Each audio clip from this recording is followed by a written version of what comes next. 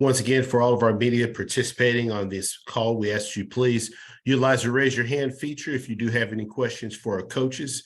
And we'll begin now with Alabama A&M head coach Connell Maynard. Coach, as always, we appreciate your time. If you could please start us out by recapping this past week and by previewing your upcoming opponent. We played Lane College, our home opener, Lewis Cruz Classic this weekend. We knew Lane was a good football program, even though they're Division II. And they came in and played us very tough. The first half, we got off to a 14-zip lead, and next thing you know, it's 14-7 heading into halftime. So we just said we got to readjust and just got to quit shooting ourselves in the foot on offense. The defense played good. They just gave bus run coverage and gave up a touchdown. So we knew if they just kept playing the way they was playing, and then we just stopped shooting ourselves in the foot a little bit to say we'd be fine. And we had a great third quarter and a great fourth quarter. I think the defense had four interceptions, and 2 sacks. And offensively, we executed, ran the ball well. The offensive line blocked good. We took care of the ball on offense. We did have 2 turnovers. One was a tip ball, and the other one was a muff punt. So, but overall, I was pleased. We did what we were supposed to do when playing the Division II opponent. Then our upcoming game, Southern, not off to the start that they want to be off to, but they got a good football program, a great coach. And we got to go up there and play them to Baton Rouge, and they're going to be ready to go. They backs against the wall. They can't afford to lose again, and we know that. And it's our first conference game, so we're excited about that, this opportunity, and we look forward to going up to playing a great football game against a great football team. Appreciate those opening comments, Coach. First question goes to Jim Klein-Peter. Talk a little bit about from its first game and what you said talk about first game, from the first game to the second game. You're on mute. Jim, you're on mute. I can't hear you, Jim. You're on mute, Jim. Can you talk about the improvement your team it looks like y'all ran. Right. Well, we actually started fast again, as we did against Vandy, taking the ball down on a 20-play drive and getting a field goal. We started fast, got up to a 14-zip lead, and then we kind of just, I don't know, went to sleep in the second quarter. And defensively, we gave up a busted coverage for a touchdown. Offensively, we just sputtered in the second quarter, and so we was only up 21-7. But regrouped at halftime, came out, played hard, which we didn't do at Vandy in week 1.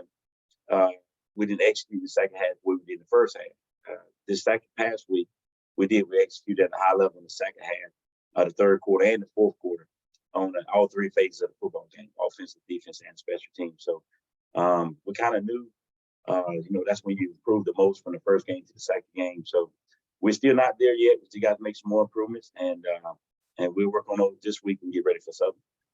Can you talk a little bit about Ryan Morrow? And it looks like he busted out a little bit for y'all. Yes, he did. Ryan Morrow has been in with the program. He was backing up Eaglin, and Eaglin had just banged up just a little bit. And so we wanted to sit Eaglin and have him ready for Southern. And Mr. Morrow stepped up, and he was ready to play. Had a big day. I think 191 yards and 3 touchdowns. So he'll see a lot of action this week. We probably those guys are split time, and we're very pleased with what he did. But again, the offensive line opened up some holes. Thank you. Next question goes to Dr. Cavill.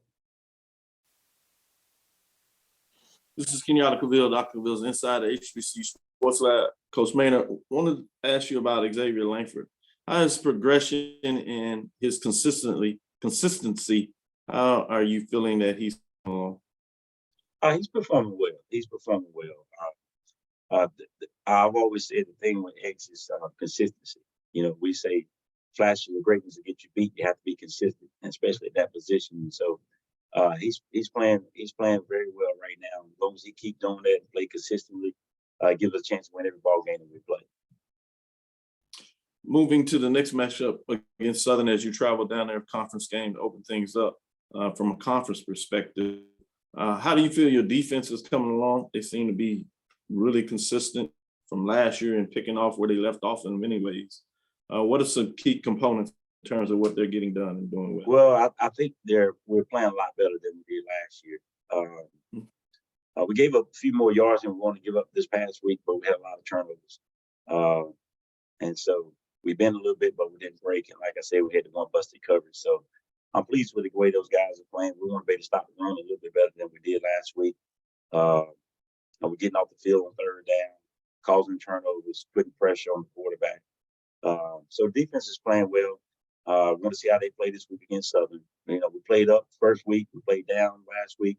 Now we're right where we're supposed to be with FCS opponents and Swac opponents. So very excited to see where we are offensively, defense, special teams when we play at Alabama. Look forward to the matchup. I do too. Good luck this week. Thank you. Next question goes to Mo Carter.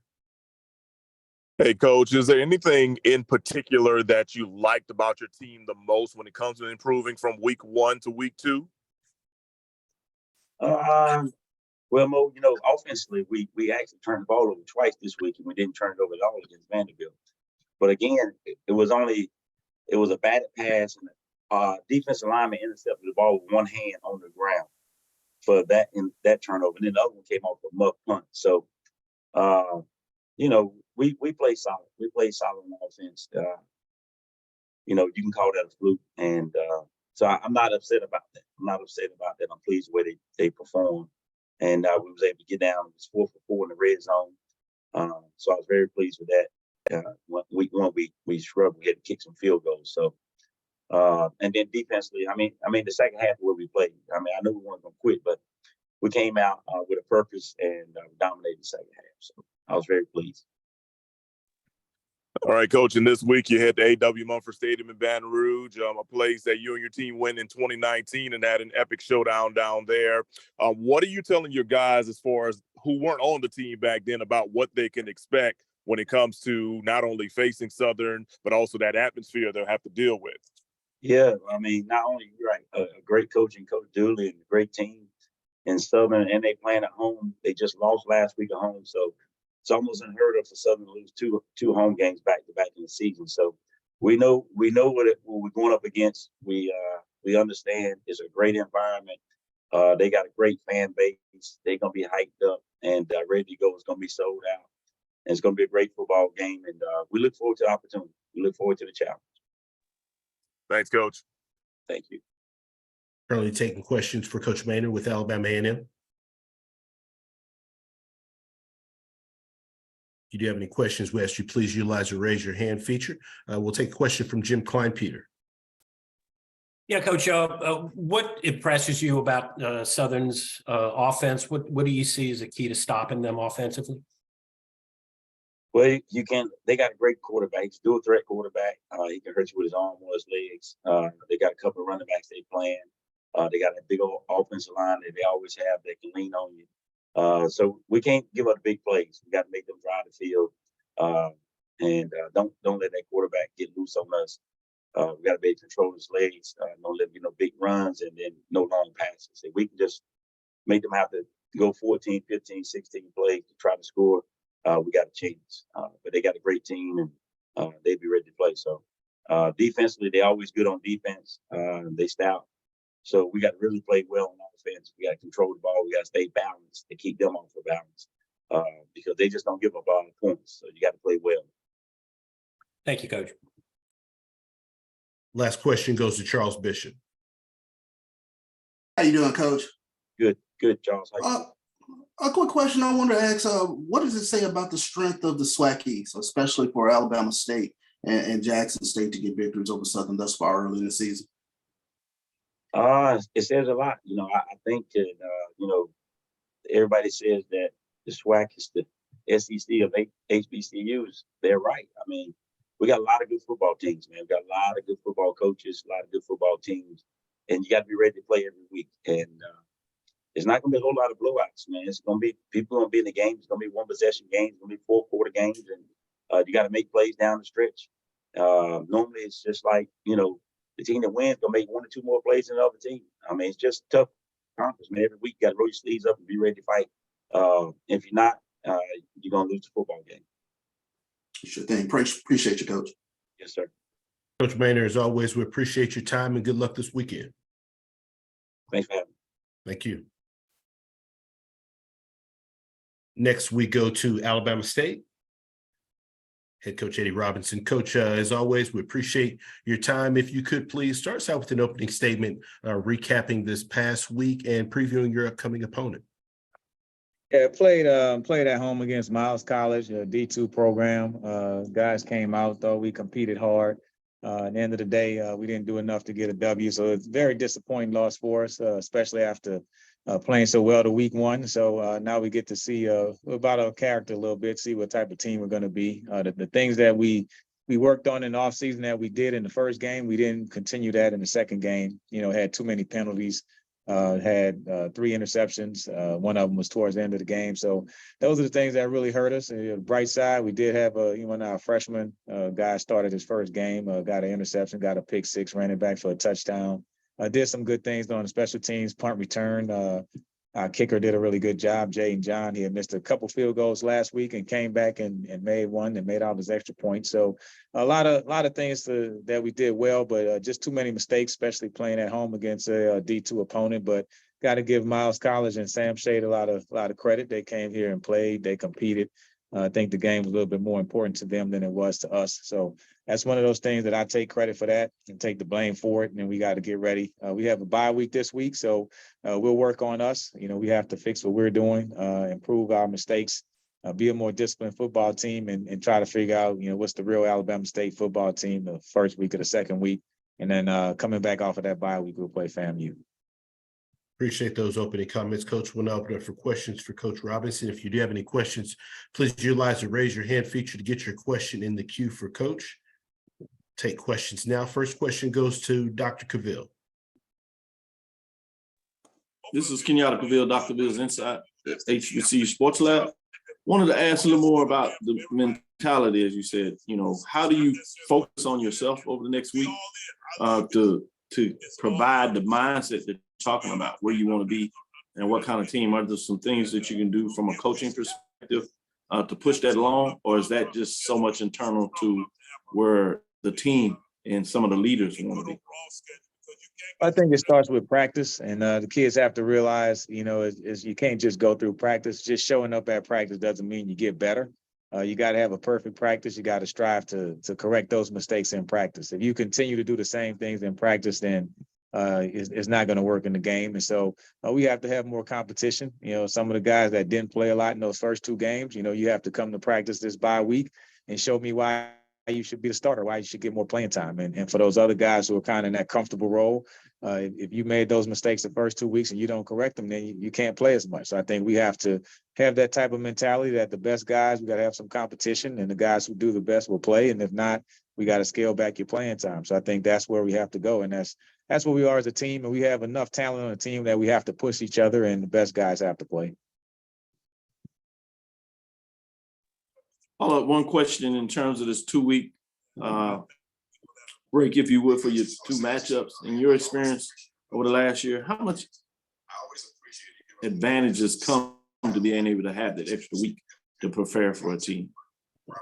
Well, I think for us, after a loss like that, I wanted to play the next day. You don't have to wait 14 days to try to get that bad taste out your mouth. But you look at it and you figure, hey, we've been going at this thing since August. So a standpoint of getting a couple of people healthy and getting everybody back on the same page from a preparation standpoint, it just allows you to really make sure that you're really good at your game plan. I mean, we know FAMU pretty well. We get to watch them play another game, and maybe they'll do some things different. So we'll definitely take advantage of having a 3-game breakdown on them. But at the same time, you still have to go out there and execute the plan. The plan is only good as the execution of it. So I think, our problem is it was more the execution of the plan. It wasn't the plan, So if we stay on script, and I preach to the kids every time, consistently good equals great. I don't need you to go out there and try to make a great play.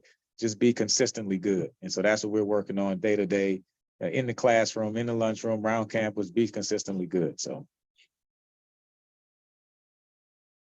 Next question goes to Henry. Thank you.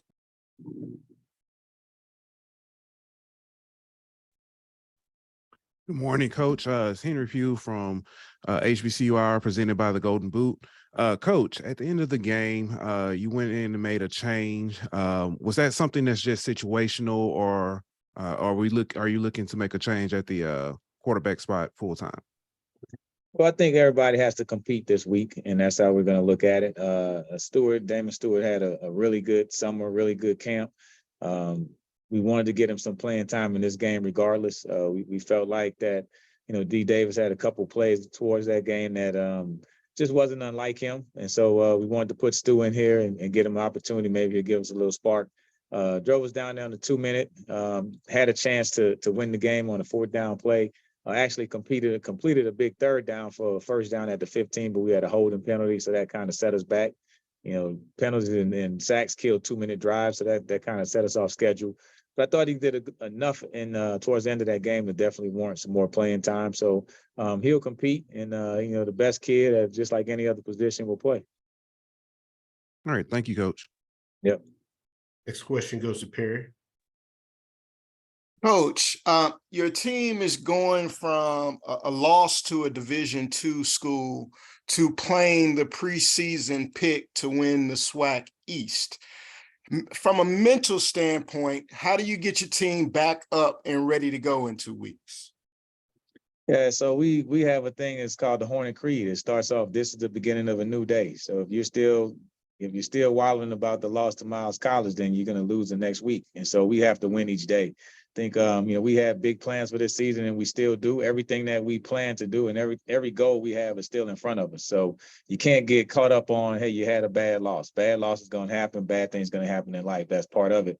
But the biggest thing to me is win each day. So that's what we're focusing on, instead of worrying about, hey, what we can do to beat FAMU, what we can do to beat the next team on our etc. Let's win today. Let's be the best that Sunday, the best that Monday, win each day. And then when it comes to that game, you win the game that day. So that's how we're looking at it. And I think that's the only way you can approach football.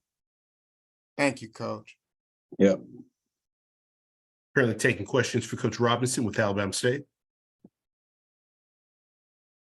Any final questions?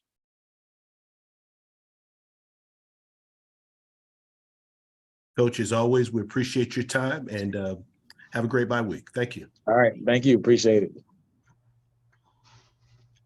All right, we're a few minutes ahead of schedule. We'll go with Coach McNair with Alcorn State. His time slot is going to begin here in probably roughly about 2 minutes, 10:25. So we'll be back momentarily. Thank you for your patience.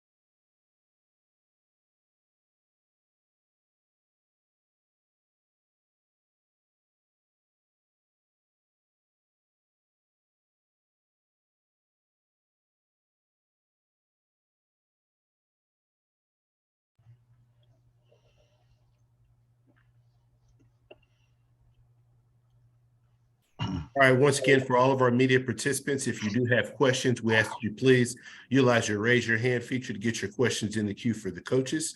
At this time, I'm happy to be joined by Coach McNair with Alcorn State. Coach, thank you so much for taking some time to join us. If you could please start us out with an opening statement, recapping this past week's action and previewing your upcoming opponent.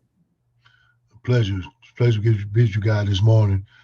We traveled down to Nacogdoches, Texas, and played a good Stephen F. Austin ball club that was prepared to play full 60 minutes.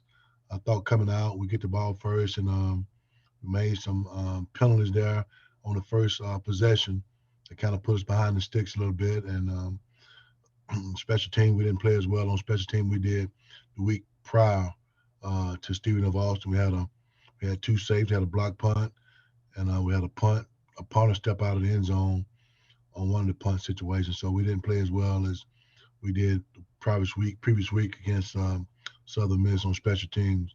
I think that kind of hampers us a little bit, and the things we could have did and pinning the guys back or flipping the field over. Offensively, I thought we did some great things that we didn't do against the first game. We had much more improvement in terms of execution, things that we did offensively. I thought that we made some giant steps in where we was at offensive-wise. Defense played a solid ball game. They had 3 picks, in which offensively we didn't capitalize on either one. We got to be able to capitalize on turnovers. Of course, we didn't turn the ball over either, so that was a big plus. So overall picture, we played a good football team in Stephen F. Austin. Shows a lot of improvement from game 1. And as a head coach, that's what you look for in terms of where you were at game 1 to game 2. I thought we showed a lot of great signs in moving forward with this program. Got a good football team coming up this week against McNeese State here at home. Be our home opener for this week. So excited about the progress that we're making going towards the rest of the year, especially for our next ball game. So a lot of improvement, I'm really proud to see in terms of this program. So looking forward to a good game this weekend against McNeese State. Appreciate those opening comments, Coach. We now open it for questions for Coach. If you do have a question, please utilize the raise your hand feature to get your question in the queue. Currently taking questions for Coach McNair.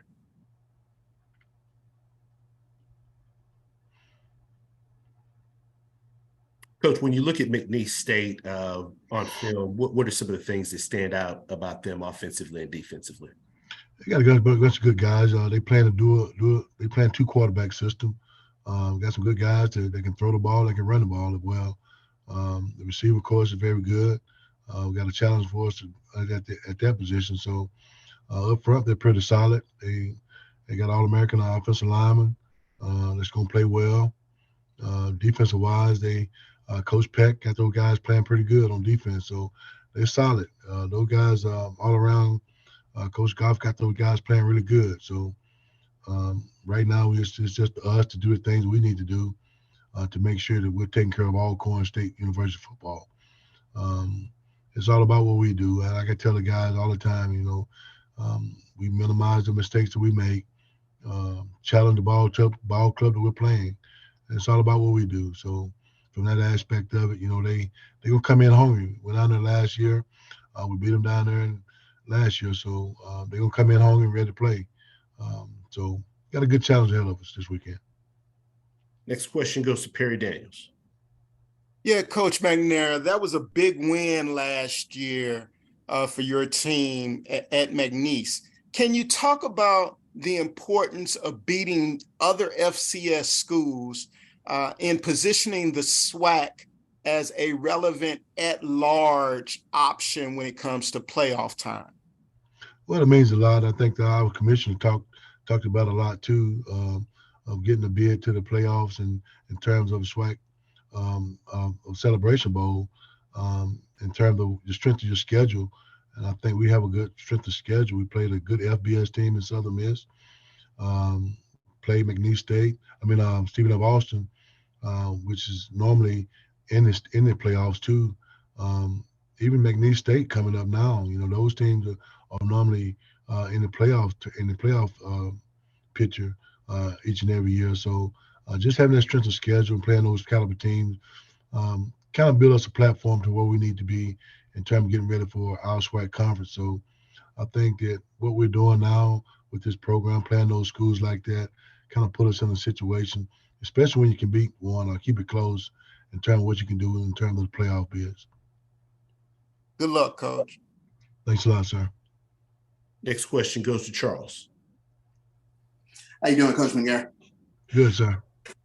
I wanted to ask you a couple games into the season. How would you assess your quarterback room right now, and what do those guys need to do to really kind of get the offense up and rolling? It's still good. I think the quarterback room is good. I think Coach Phillips is doing a great job with those guys and managing that room. Good feedback from all of them.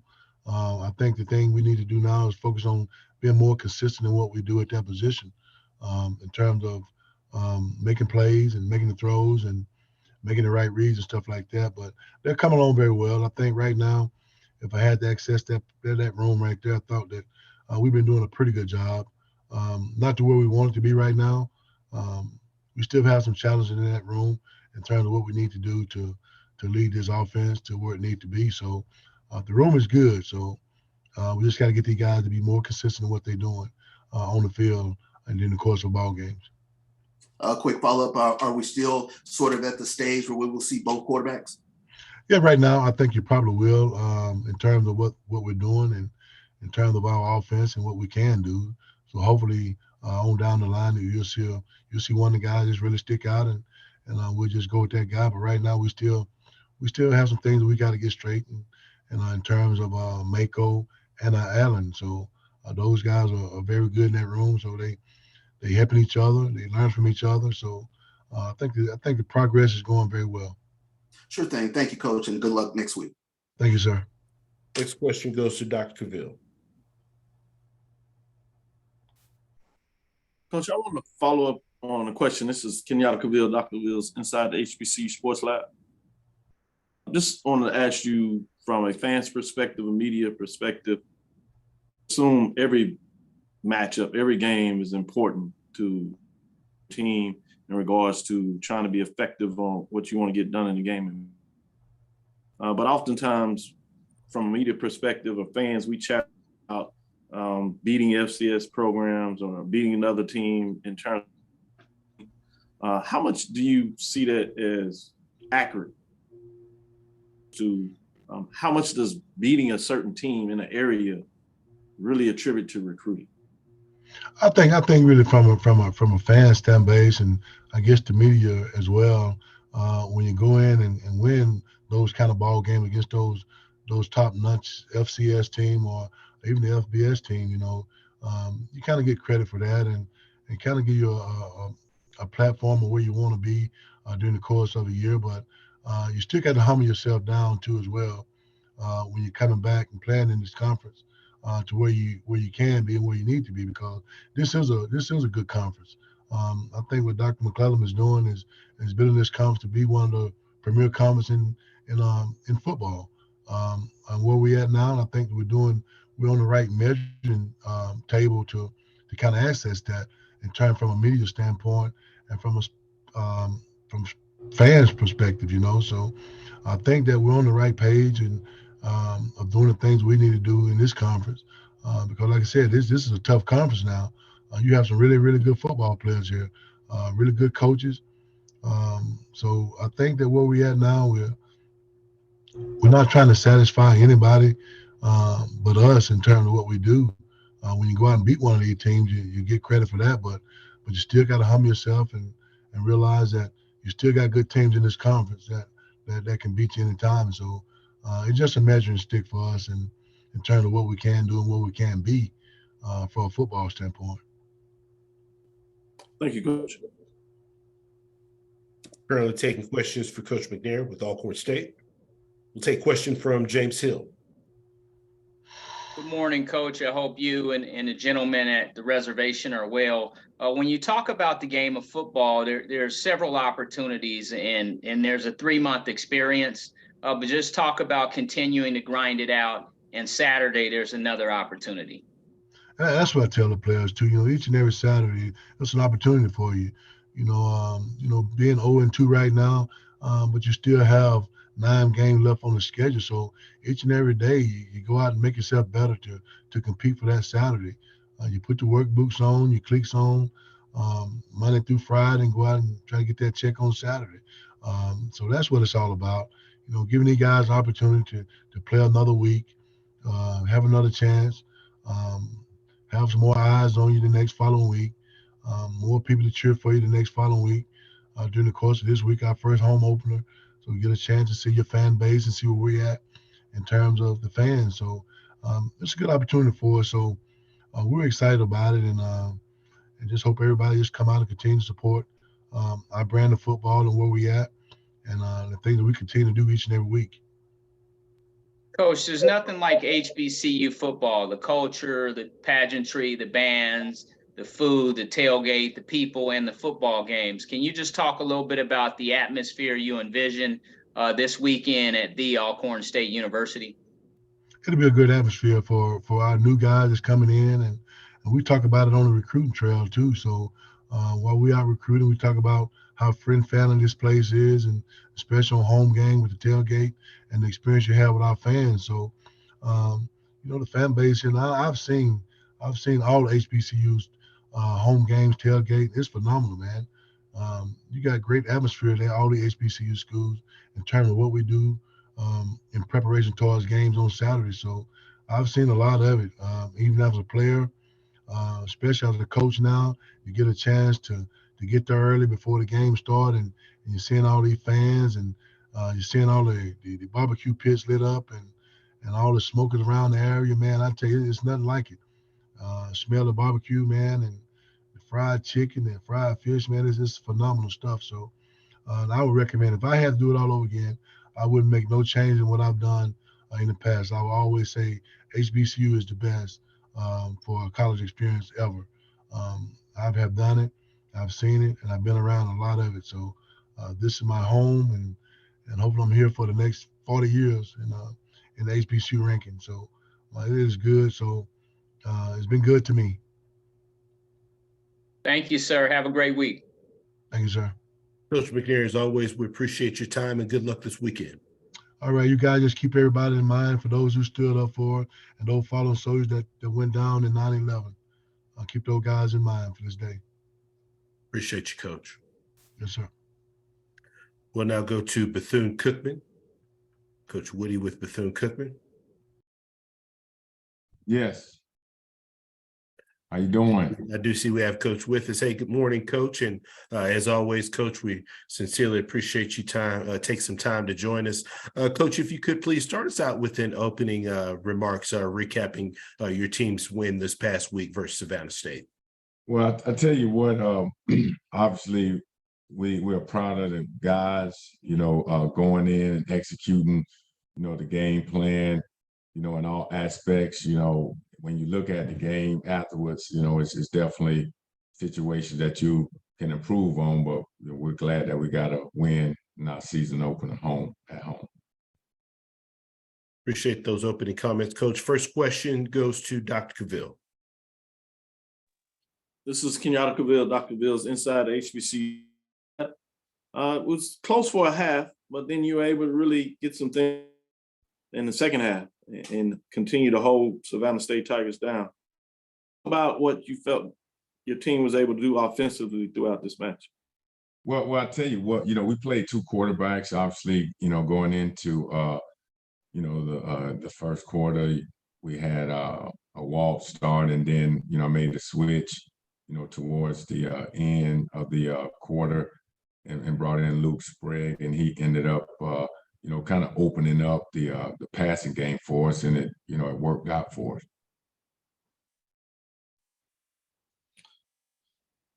Now you turn around and you have this matchup going in the next week. Talk a little bit about what your team has to do successful on the field next week. Against Miami, the world champs. Well, we got to go. Yes. Yeah, but we got to go in and do things the right way, as far as mastering our 5A's, alignment, assignment, adjustment, and alert, and obviously we want to win the hidden yardage battle, and then we got to play sound offense and defense. It goes back to the basic techniques and fundamentals, of football, and they have a lot of guys that could turn a negative play into a positive play, and we just got to do well with the basic fundamentals, and that's what we're preaching, because it's a short week. You can't put in too much to have the guys thinking. Mm-hmm. They just got to play good fundamental football. Don't hurt yourself. Thank you. Next question goes to James Hill.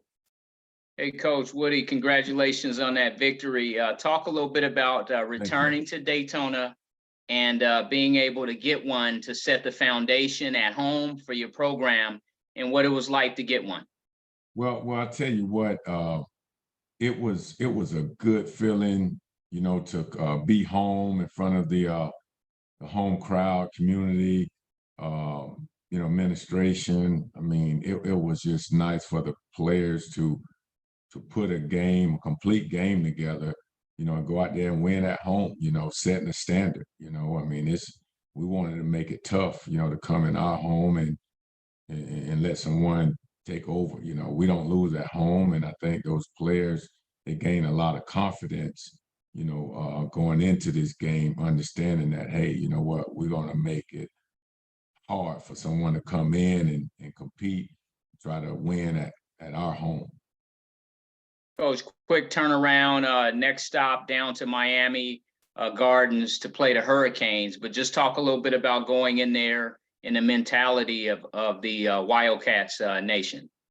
Well, you know, like I said earlier, you know, we got to go in and make sure that we're sound on all three aspects of the game and don't have any foolish penalties. I mean, they're a really good football team. You know, obviously had an opportunity, some history there to coach with Coach Mario at Oregon, and then, you know, the D-line, Joe Salavera, you know, all those guys, we were side by side. And I know Coach Cristobal, he's going to have his team ready to go, and we're going to have our team ready to go. We just got to minimize the mistakes and do the things the right way, and let's keep it a game, and we're going to fight, we're going to claw, and if we do that, you know, good things will happen. Coach, in closing, the BCU fan base down in South Florida, they get an opportunity to see you guys, and then the recruiting piece, young men who want to be a Wildcat. Just talk a little bit about this is a great opportunity. Oh, it is. I mean, you know, to play a program like Miami, just so they understand, hey, you come here, you know, in order to be the best, you know, you got to play the best, and we're not running, we're not worrying about anyone on our schedule. It's the most important game because it's the next game, you know. And now that they see that, hey, you know what, coming to BCU, you get a chance to play in some big time games. But we take each week one day at a time, and this is the most important. But this is a real good football team that we're gonna play, and the fan base and then recruits, they see an opportunity to be able to come to a school like BCU and have a chance to play early and play against a team like University of Miami. Thank you, sir. Have a great week. You too. Currently taking questions for Coach Woody with Bethune-Cookman. Any final questions? Coach, as always, we appreciate your time and good luck this week. Thank you. Few minutes ahead of schedule. Next, we'll be joined by head coach Willie Simmons with Florida A&M. His availability will be from 10:45 to 10:55 Central. That'll be roughly about 2 minutes. We'll be back momentarily. Thank you for your patience.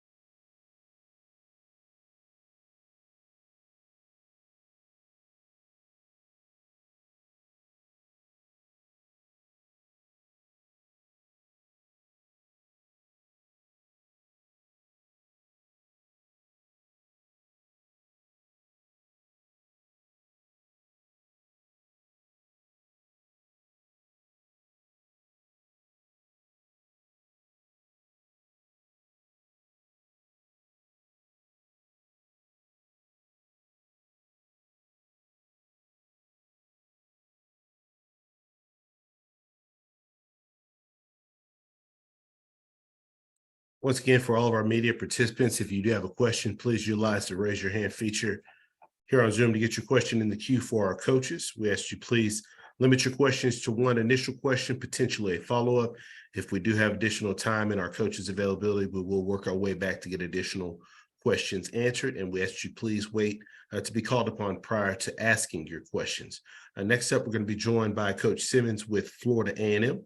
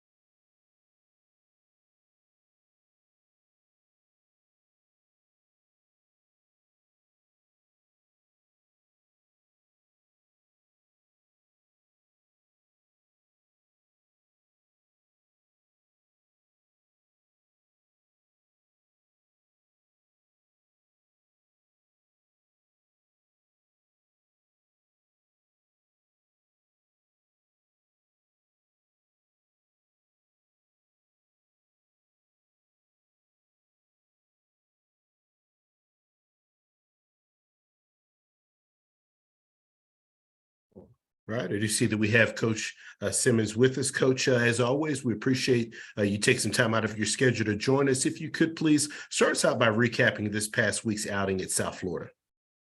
Well, obviously it wasn't an outcome that we wanted, but I'm proud of the guys for how they competed. 2 years in a row, we've gone toe to toe with, FBS programs all the way up into the fourth quarter, and just proud of that and the growth and maturity that we showed. Obviously, we had some self-inflicted wounds that really hurt us, 5 turnovers, 12 penalties, and you can't beat teams of equal talent or greater talent when you shoot yourself in the foot. But again, a lot of good takeaways from the game. Threw for 374 yards, had 6 sacks, 13 tackles for loss. Held a team that had over 550 yards of offense the week before to, under 330. Held them to 120 yards rushing. So again, defensively played tremendously. And offensive and special teams, left a lot to be desired. But again, the guys watch the film and they now see how capable we are being a dominant team if we just continue to work. So again, proud of them all in all, and got to get ready for a tough West Florida team coming in this week. Appreciate those comments, Coach. First question goes to James Hill. Hey, Coach, just want to say hello to you and everybody on the highest of 7 hills. In the first quarter, when Terrell scored, you guys were setting the tone and the foundation for a good game, but just talk a little bit about what you were able to see out there and your takeaways going home back to play West Florida. Well, again, we started fast, 2 weeks in a row, scored on the first drive. So that's something that we talk about. That's one of our goals. Guys had a lot of energy, a lot of excitement. They got it back and scored. Obviously, we had to adjust to their tempo. First time really seeing it in person. We talked to them about it, but until you see it in person, it's almost impossible to prepare for. So as the game progressed, our defense got a lot better at adjusting to their pace. But then the big turnover, they score. We have a fumble on the next kickoff. They get it on the short field and score again. And, took some of the wind out of our sails. We got it back eventually, driving in the score right before halftime to make it a 3-point game. And we fumbled again on the 5 going in, so 2 huge turnovers on fumbles, and then had 2 interceptions the first half as well. So when you turn the ball over 4 times and a half against a team, that's really devastating, But again, the guys fought hard. They didn't back down. They stood toe to toe with an FBS program, and again, I couldn't be more proud of them for that. Just gotta clean up the mistakes. Coach, a big winning streak going back home to brag, but just talk a little bit about defending your stadium.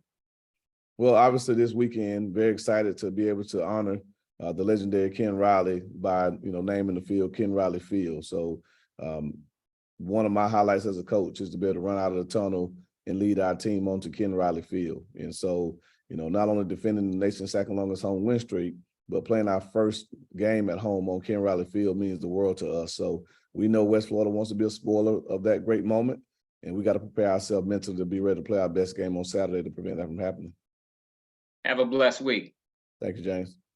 Next question goes to Henry Pugh. Good morning, Coach. It's Henry Pugh of HBCUR, presented by the Golden Boot. How are you today? Doing well. Coach, can you talk a little bit about Jeremy Moose's I guess you could say tale of two halves, his first half versus his second half? Well, I thought Jeremy threw the ball extremely well. 374 yards passing, made some really nice throws against tight man coverage. He missed a couple of throws there early, a misread on the interception there, and on the screen, it was kind of cloudy, so just throw it in the dirt, live for another down. But other than that, I thought he played a really solid football game. Had a couple of reads there, in the end where he wish he would have gotten back. But as far as the pass game, I thought he was solid. We got to do a better job of protecting him, obviously. We had some breakdowns in protection on a couple, some miscommunications that caused him to take some shots that are unnecessary. But again, he showed why he's one of the better passers in the country by, really throwing nice balls in tight man coverage, on some deep crossing routes, because that's what those guys were forcing us to do. Yes, Coach. And you mentioned earlier about being able to go toe-to-toe with FBS programs. We've kind of seen that around the country with HBCUs. Can we attribute some of that success to being able to pull guys from the portal that used to be at, I guess you could say, FBS programs, and also just pull just talent from all over that has already kind of been developed? Well, I think you can attribute that to the level of coaching that we have in these conferences. I think that's something that's been overlooked for a very long time. I've said it forever. You give us a lot of the same toys that the other guys are playing with, and you'll see how good coaching there is in the Swac and the MEAC. And so, not surprised in the least bit by the job that Damon Wilson's doing over at Morgan, what Larry Scott's doing, at Howard, what Trey Oliver's doing at North Carolina Central. What guys in the Swac, Fred McNair, Hugh Jackson, Eric Dooley. I mean, there's some phenomenal coaches that I go up against every year. Deion Sanders said it best. Shador said it. That what they're facing now is not much different than what they faced the last 2 years in the SWAC. And hopefully the nation's starting to take notice of that. Thank you, Coach. Next question goes to Dr. Cavill. This is Kenyatta Cavill, Dr. Cavill's Inside HBCU Sports Lab. Great analysis in regards to refocusing on the coaching perspective of what various coaches in HBCUs across the various leagues. With that being said, I wanted to look a little bit about your wide receiver room and receivers and how they played this past weekend. Nicholas Dixon, Marcus Riley, Kelvin Dean, the name. Dean got in the end zone, but Dixon and Riley were able to put up some yards. Talk about how their maturation is coming on, Dixon being the senior, and then a young guy, Riley, as well. Well, I think the receiver group, top to bottom, is the most talented group on our team. Ton of ability. Mm-hmm. But I think they're also the group that probably has the most need for growth and maturity. They can never put it together. I mean, you're talking about a dangerous group. I mean, Marcus Riley's an NFL prospect, Jamari Sharif's first team all conference. Nick Dixon's a guy that's been around this program for 6 years and, had his best game as a Rattler last Saturday. But then Jamari Gassett, Chris Reed, Darian Oxendine, Trey Davis. I mean, we have a very, very deep and talented receiver room. Just right now, they're still adjusting to a new coach. Coach Antonio Carter came to us this past spring after having Coach Barassa for 5 years. So they've been used to one voice. Now they're getting used to another voice, different coaching style, still very effective coaching style, just different.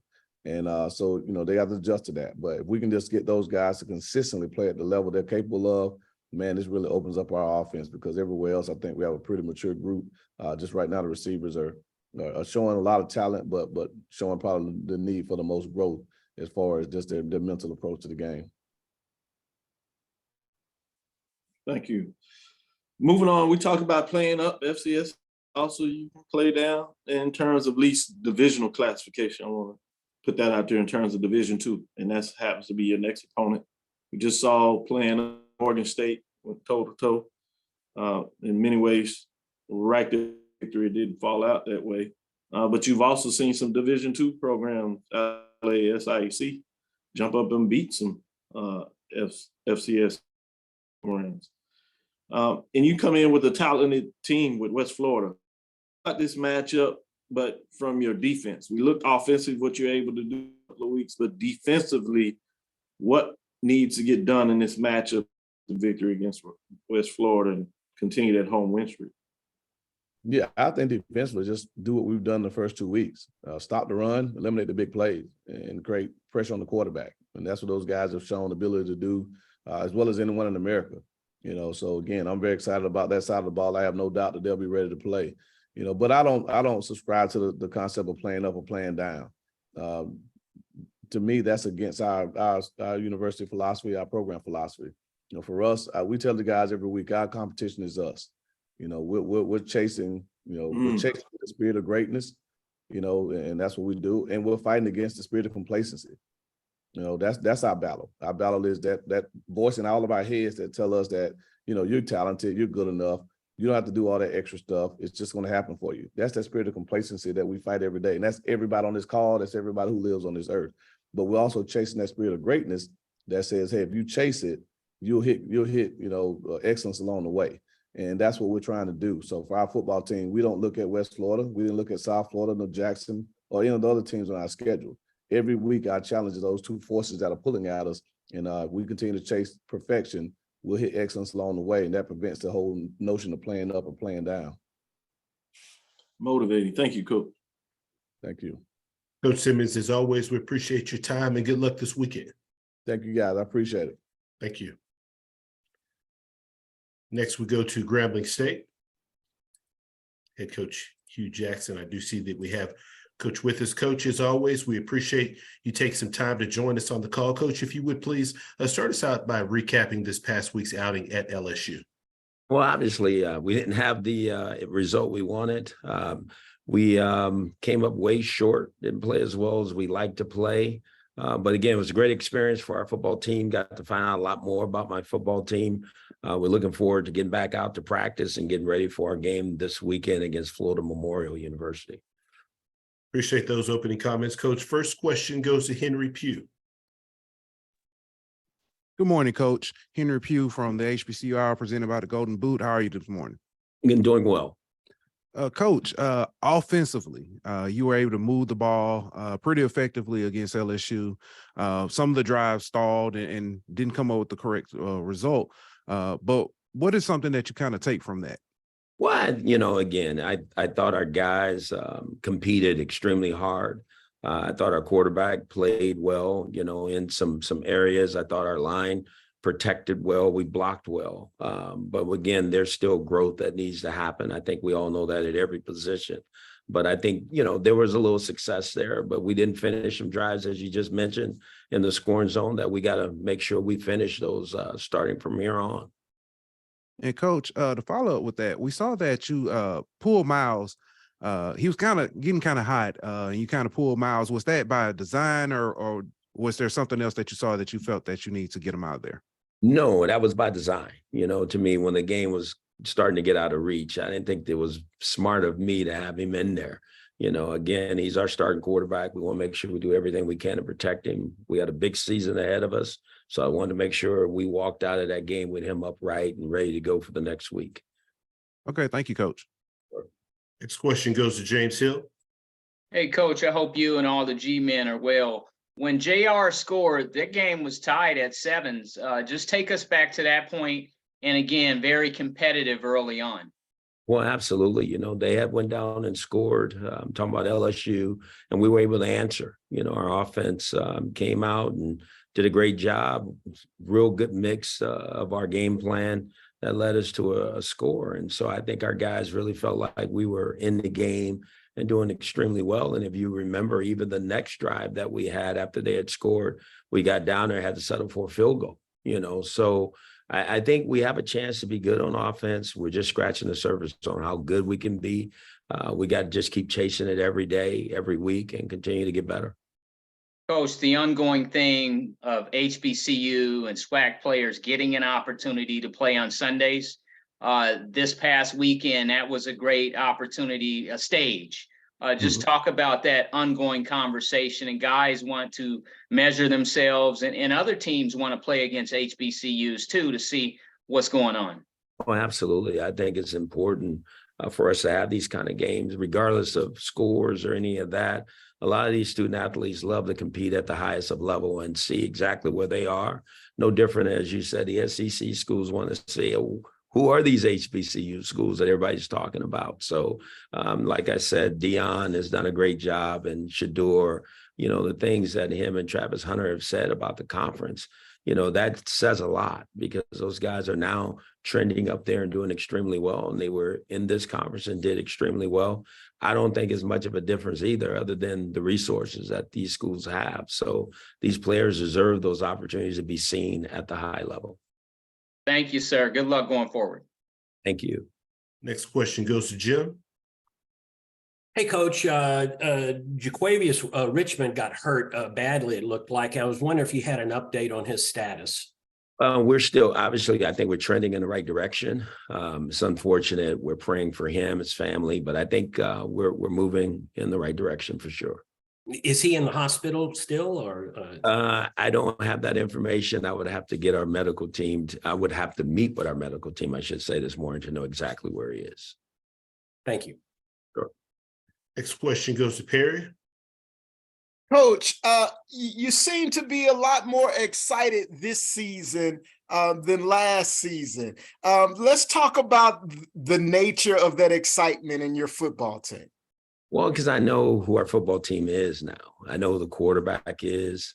I know the other pieces that are there, and they're players that we recruited into the program. So you feel a little bit more comfortable about what you have and what you potentially can be. I feel good heading into this season. Obviously, we'd love to have a win under our belt. We don't yet. So we're looking forward to getting in the win column and keep playing and keep getting better. But I see our team starting to get better in some areas. There's still some areas we got to work through and get better at. But I see the potential of us being really good by the end of the season. And you taking the Grambling State Tigers into Death Valley was a historic moment for the state of Louisiana. Can you talk about the discrepancy in resources between the two programs and how that affects your competitiveness on the field? Well, obviously, to be the first, that was exciting to do, to take Grambling State University into Death Valley against LSU, and I will always remember that. But there is a real discrepancy in state when you talk about LSU, Grambling State, when it comes to resources. Whether it's from, there's not one that's not different. The football field that we played on was just phenomenal. The locker room was phenomenal. Everything that's associated with their program is that way. Someone told me the seats that were between the 45-yard lines, you got to pay $1,500 just to be able to have to be in the drawing to get one of the seats. So that says a lot, right? So that means they have a lot going for them. We don't have those things. And there's a huge disparity that way. But I think we also showed that there's not a huge disparity when it comes to athletes when you're talking about our first teams, for that first quarter. But obviously they can wear you down because they have all those other resources from, I'm sure, nutritionists, the weight room, and all those other resources and modalities they have after the weight room. I think that's where the big difference is. Thank you, Coach. Good luck on your season. Sure. Currently taking questions for Coach Jackson with Grambling State. Any final questions? Coach, as always, we appreciate your time and good luck this weekend. Thank you very much. Thank you. All right. Bye-bye. We'll now go to Arkansas Pine Bluff at 11:05. We're a few minutes ahead of schedule. We want to give all of our media opportunity to join with us. Coach Hampton will be from 11:05 to 11:15. We'll start here roughly in about a minute and a half. Thank you for your patience.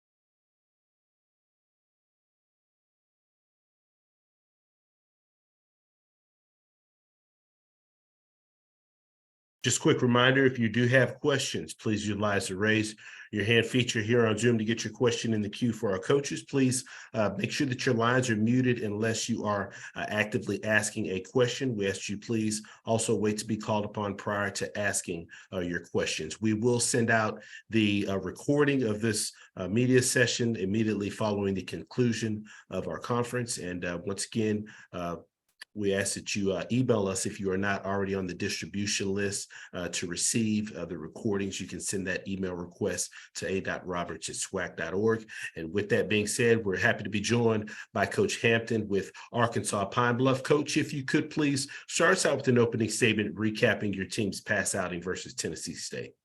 Obviously, we're disappointed we didn't get the win, but it was a great Southern Heritage Classic. Fans came out in droves, supported us. Mr. Jones put on a tremendous classic. The city of Memphis was great.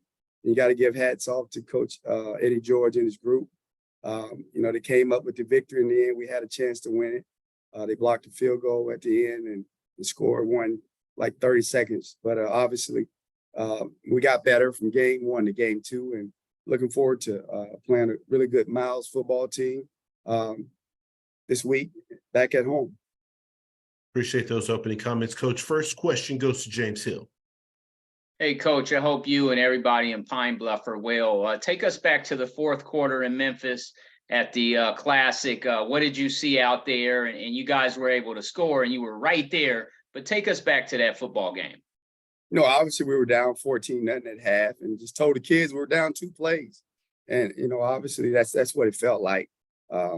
We had some drives moving early in the game and got penalties or got a sack. Just kind of threw us off rhythm. And then in the third and fourth quarter, we were able to get our feet up under us and made a couple adjustments. And then the offense started moving the ball. And now you're talking, the score is 17-14. We got the ball driving down. And in my mind, we're going to score to win the game. Going to be 21-17. But obviously, we took a couple shots in the end zone, and they were the right plays, and they made the plays. And then we tried our field goal kicker out there, had obviously a low snap, and they ended up blocking it, and we didn't do a good job of covering it.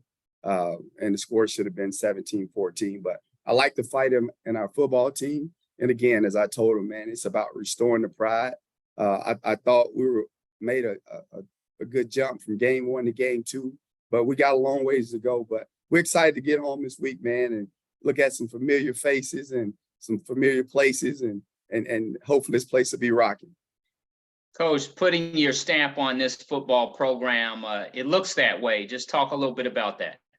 Well, obviously for me, man, everything we do, you got to be able to compete. And I wanted to see our guys go out there and fight. Like I said, it was 14-0, but it felt like it was like a play here, a play there. And so I just looked them in the eyes and say, fellas, listen, man, this is life. This is what happened. Somebody just hit you twice. Now you got a chance to go out there in the third quarter. Now let's start hitting back. And so the defense kept us in the game for as long as possible. And the offense kind of picked it up, man. We found a really, really good running back. He was here last year, redshirted, but the guy we had, he was really good too. He finished second in the league. He actually transferred to Tarleton. But hey, man, we always say one person don't stop the show. When one person leaves, the next guy got to step up. And so our offense, the running back position is really, really good for us. We got 2 quarterbacks that can really lead our offense. Obviously we got to shore up some things as far as pass protection, but those are minor details. And but I like the direction that our program is going, and we're still excited about the Golden Lions. Thank you, Coach. Next question goes to Brandon King. Good morning, Coach. How you doing? Good morning, sir. Right. Speaking of your running backs, can you talk about Mr. Davis? You've been in previous weeks really complimentary of his performance on the football field, and he had himself quite a game on Saturday, running for 167 yards and a touchdown, and even catching several passes out of the backfield. Can you talk about that, and has he even exceeded the expectations that you had for that young man coming into the season? Well, obviously he has, because like I said, in the spring, he wasn't able to practice much. And then, he had some issues that his body wouldn't let him do it.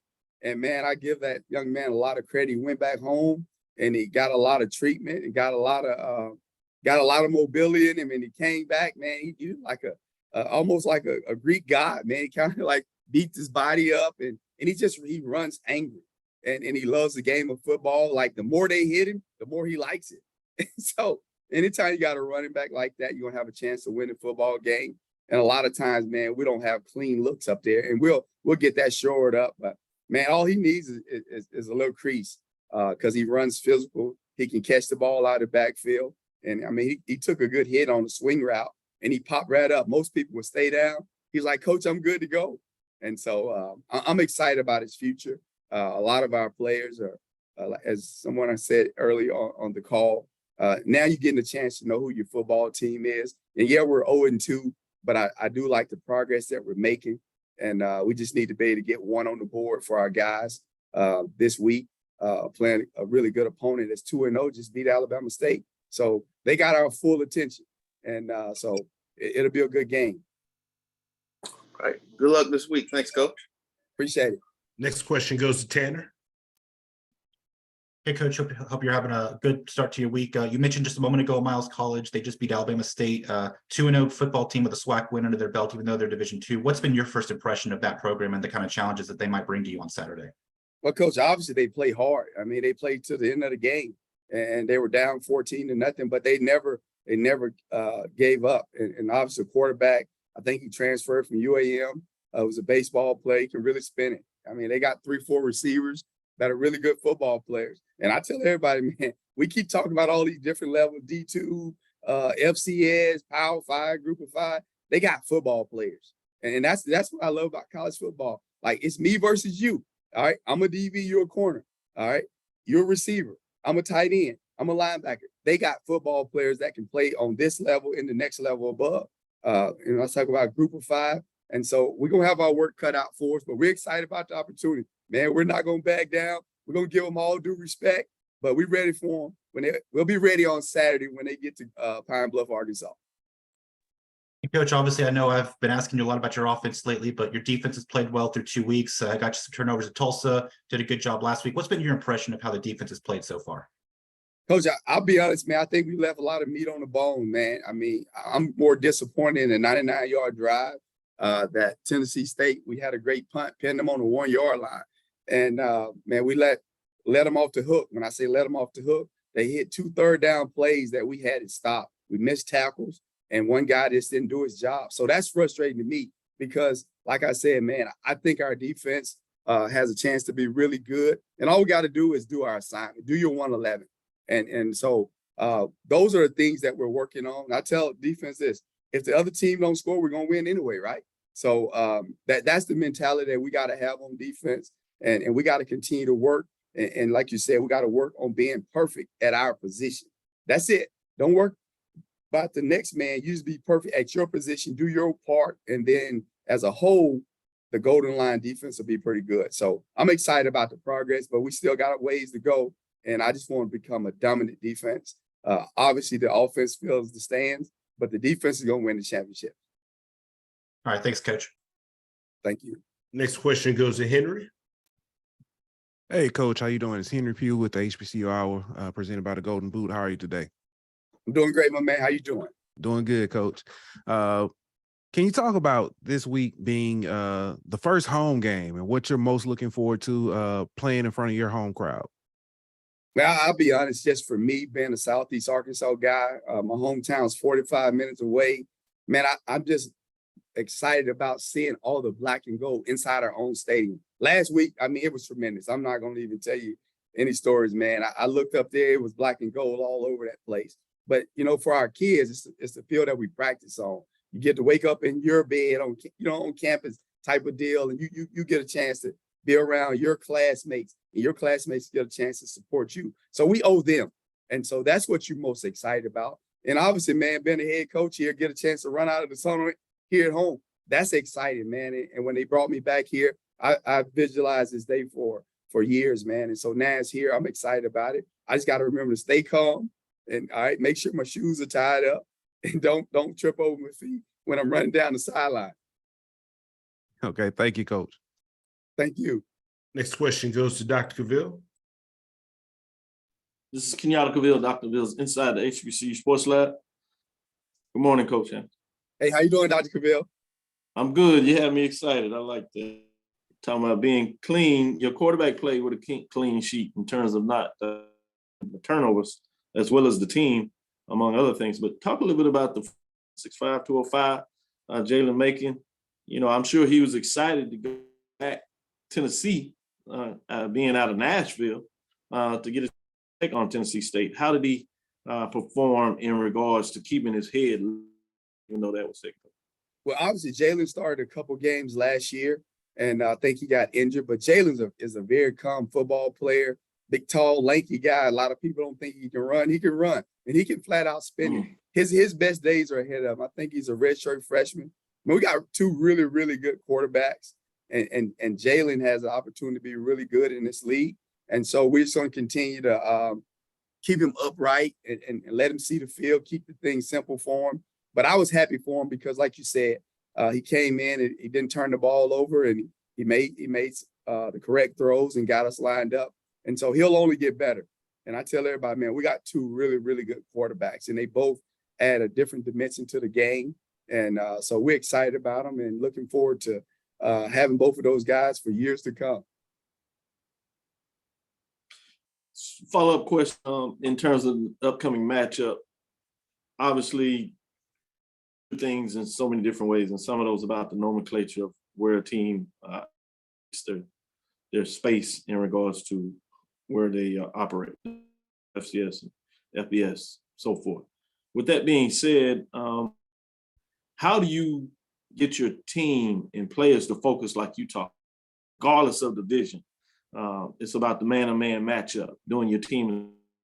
What kind of things do you talk about throughout the week to create focus that you are telling us that we need to understand from a media perspective?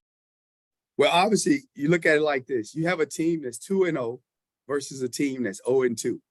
All right. That team just, Miles College just beat a team that's in our conference that beat Southern the week before. So what more motivation do you need?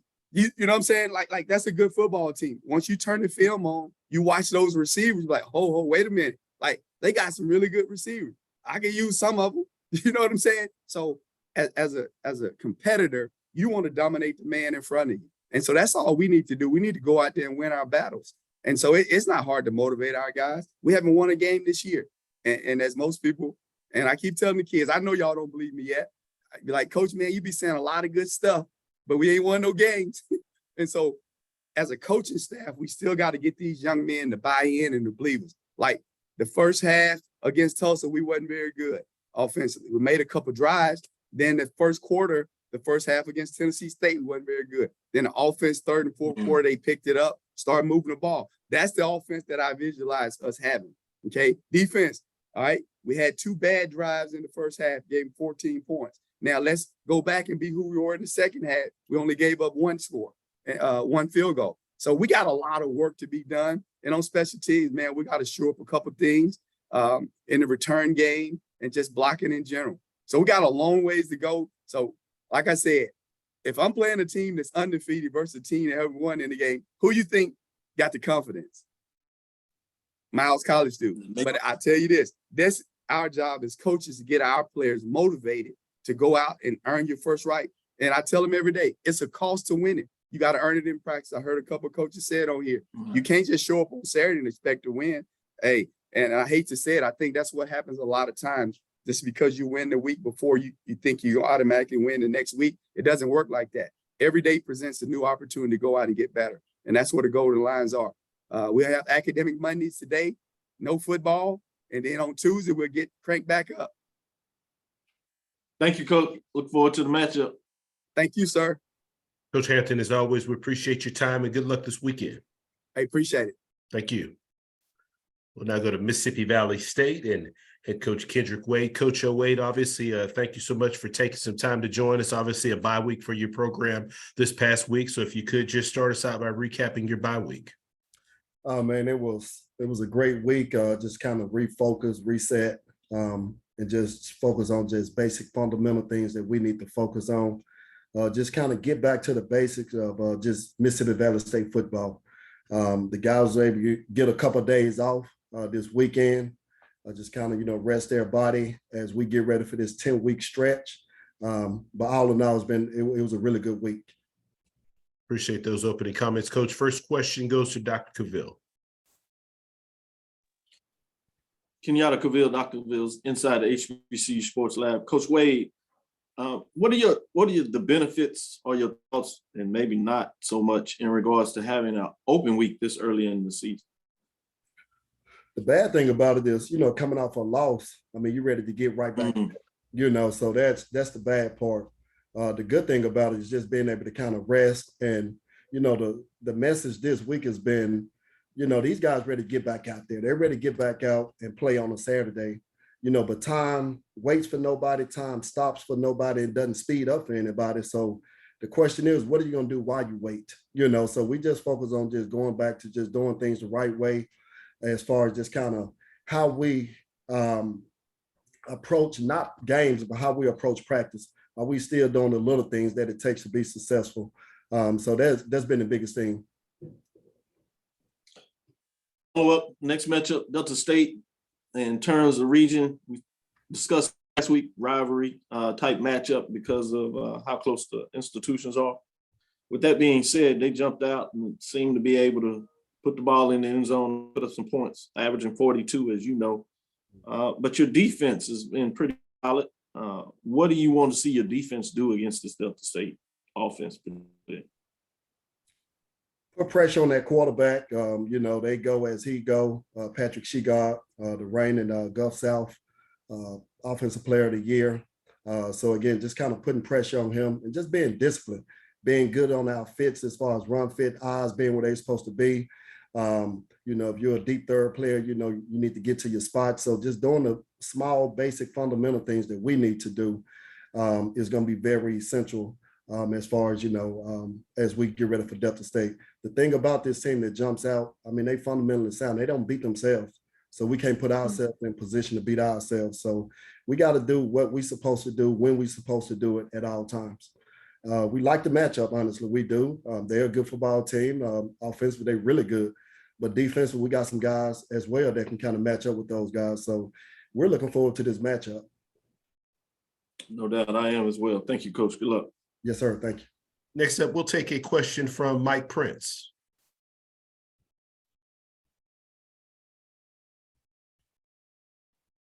All right, next question goes to James Hill.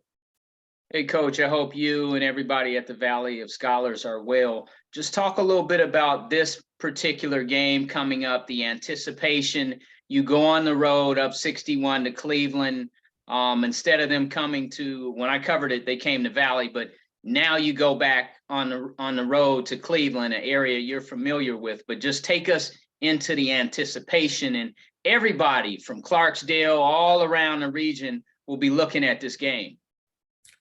Man, I mean, I hate to sound like it's coach speak, but, people on the outside are super excited about the game. We're focused on getting back out there to practice tomorrow, just having the best Tuesday practice that we've had is our focus.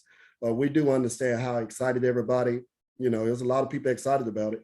But again, for us, the moment we start focusing on the excitement of it is the moments that we stop doing the things that we need to do to go out there and be successful on Saturday. So, we're going to let everybody around us be excited about it, and we're glad they are. But again, our job and our focus is to go out and prepare the best way we can so we can go out there Saturday and put our best foot forward. Coach, defensively, what's the mindset going in? Our guys they ready to get back out there. They felt like, there were some plays from the previous game that they left out there, then take full advantage of. So they're ready to get out there and get after these guys. And we know Delta State is going to be physical. So, that's kind of, we pride ourselves on being a physical bunch as well. So defensive guys been walking through the office, and you just see it in their eyes that they're ready to go out here and, it's good be good, and like I said, we're looking forward to it, man. We really are. Have a blessed week. Thank you, sir. We'll take a question from Charles Bishop. Coach Wade, how you doing? Hey, Charles, how you doing, buddy? Obviously, you're super familiar with Delta State's football culture, unique football culture. But if you take a look at their football culture, what are some things that you can take from them that you're trying to implement into the Delta Devil football culture? Man, I tell you, man, those guys show up every single day with the same singular mindset, every single day. Regardless of win a game, lose a game, every single day, Coach Todd Cooley, he does a great job of just kind of ensuring that everybody's doing their job, not just the players, but coaches.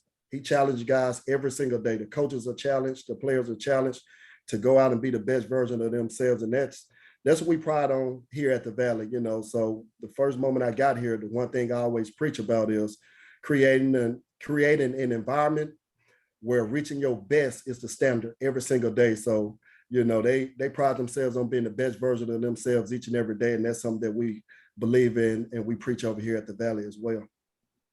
Sure thing. I appreciate your time, Coach. Yes, sir. Thank you. Last question goes to Mike Prince. Good morning, Coach. This is Dr. Mike Prince from the Open Mic. Welcome, I guess you say, back to the conference and everything. When you inherit this team, you brought in 61 new players, and you just recently talked about the culture change, and you also mentioned about returning to Valley way of playing ball. What is the Valley way of playing ball, and what do you see as the greatest challenge right now in implementing that new culture change? Well, the Valley way under my leadership is just, we're going to be disciplined, we're going to be focused, we're going to be physical, and we're going to do things the right way, not only on the field, but off the field. You know, a lot of those intangibles off the field as far as how you carry yourself around campus, and are you going to class? Are you sitting at the front of the class? Are you walking around with your pants not hanging off your backside? Just all those small things that's important to not only winning and being successful in football, but also in life, you know, just being respectful. Treating women with respect, and really just having self-respect for yourself. The biggest thing is just kind of getting guys to see how what you do off of the field, how it's directly connected to what you do on the field. You know, for those guys, they think, you know, you can go out and be a disciplined football player and not be disciplined in the classroom, not be disciplined in the community.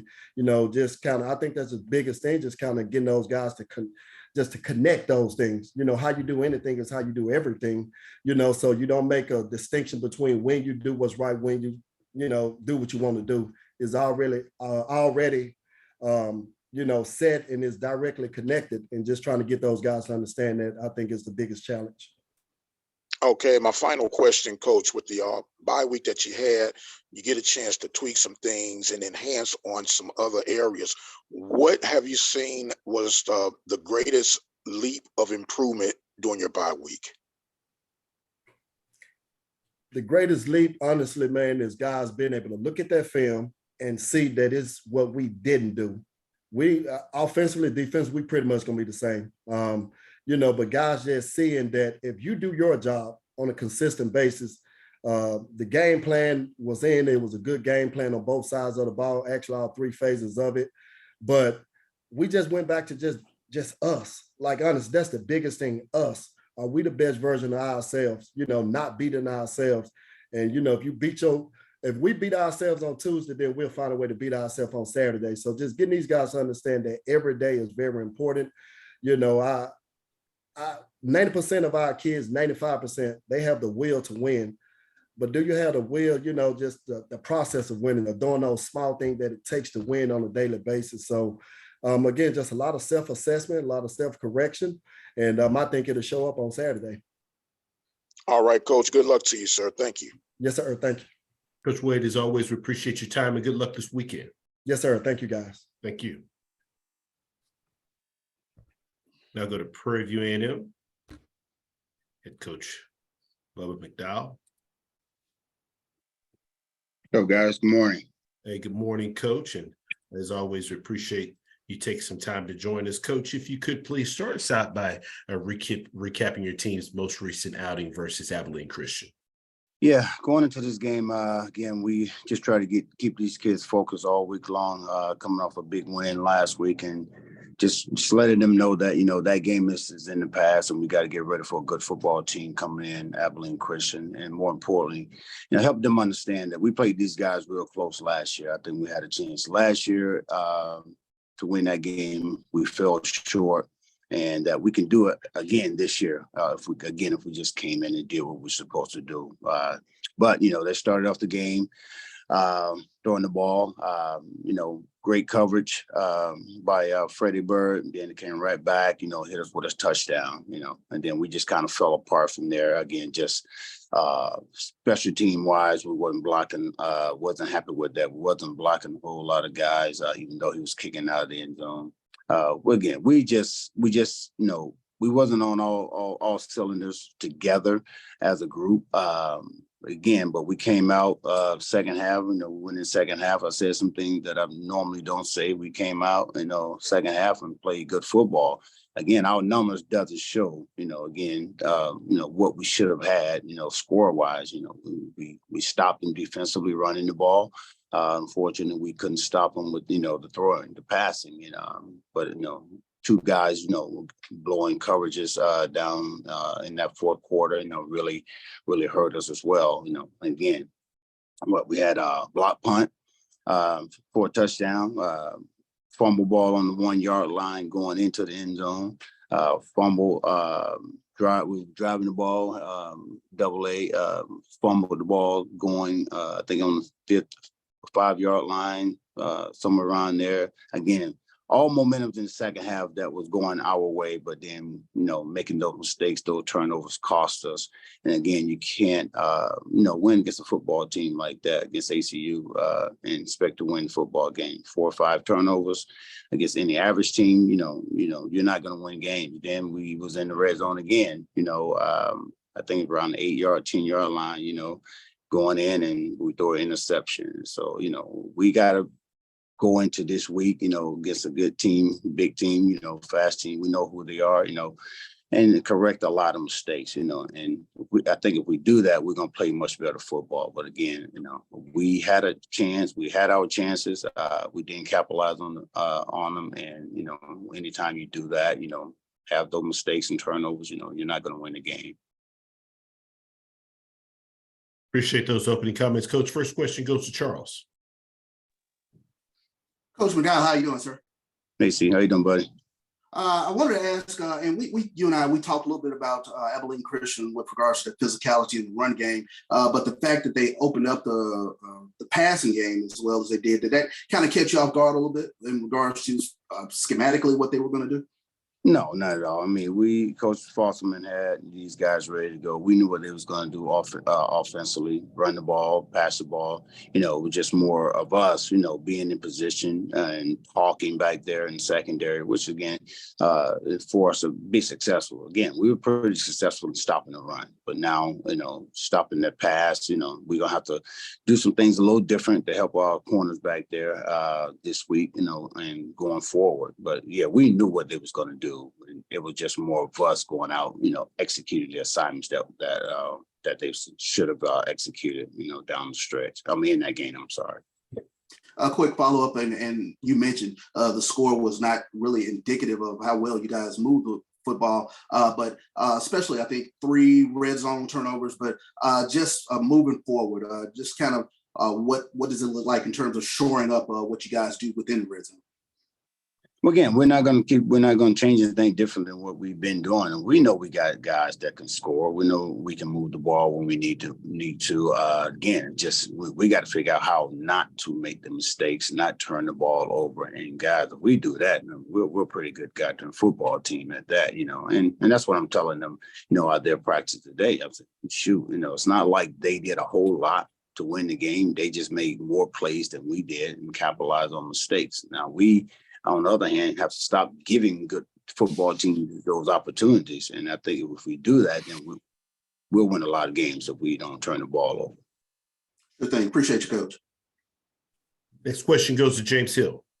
Hey, Coach, I hope you and everybody at Prairie View are well. Talk a little bit about your quarterback, Trezon, what you're seeing from that gentleman so far. Trezon, again, he's doing what he's asked to do. He's commanding the offense and moving the ball, throwing the ball. Still missing some key things that he should be looking at, seeing and throwing. But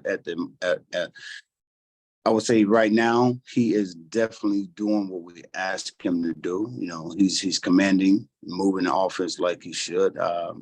And that's all we can ask of him because he's an athlete. You know, we know he can run, he can pass the ball, and you know, these little mysteries that he's not seeing, you know, he's going to get better as he continues to look at film and correct himself. Coach, going into the next contest, it's Southern Methodist, the Mustangs, the Dallas market. Talk a little bit about recruiting and people in that area get an opportunity to see you guys, and maybe they want to be a part of what you guys are doing.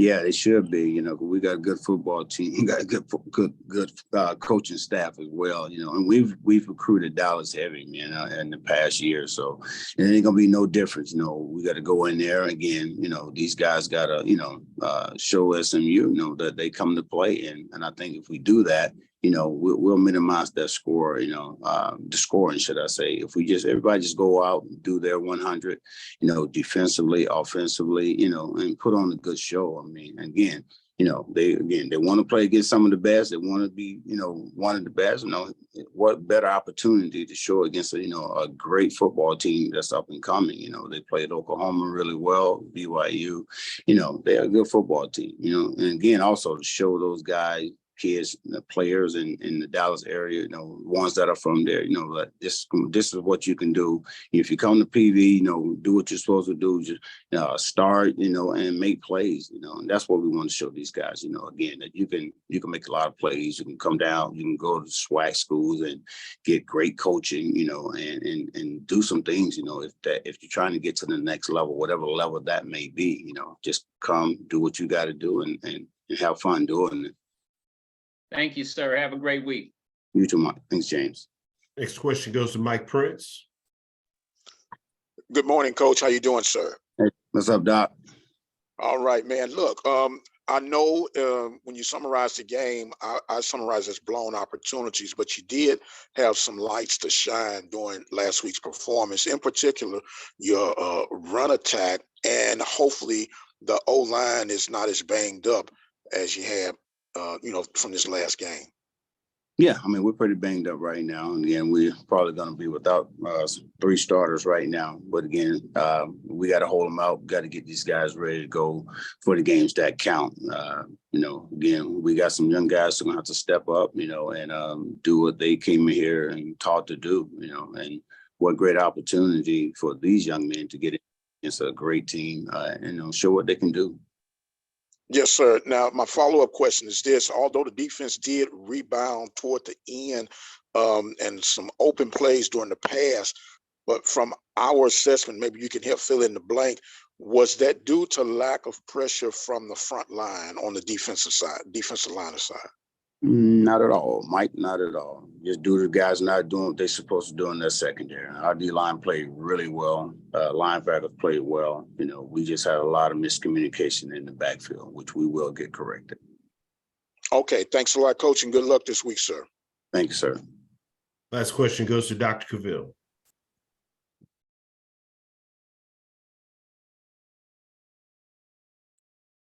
Last question goes to Dr. Cavill.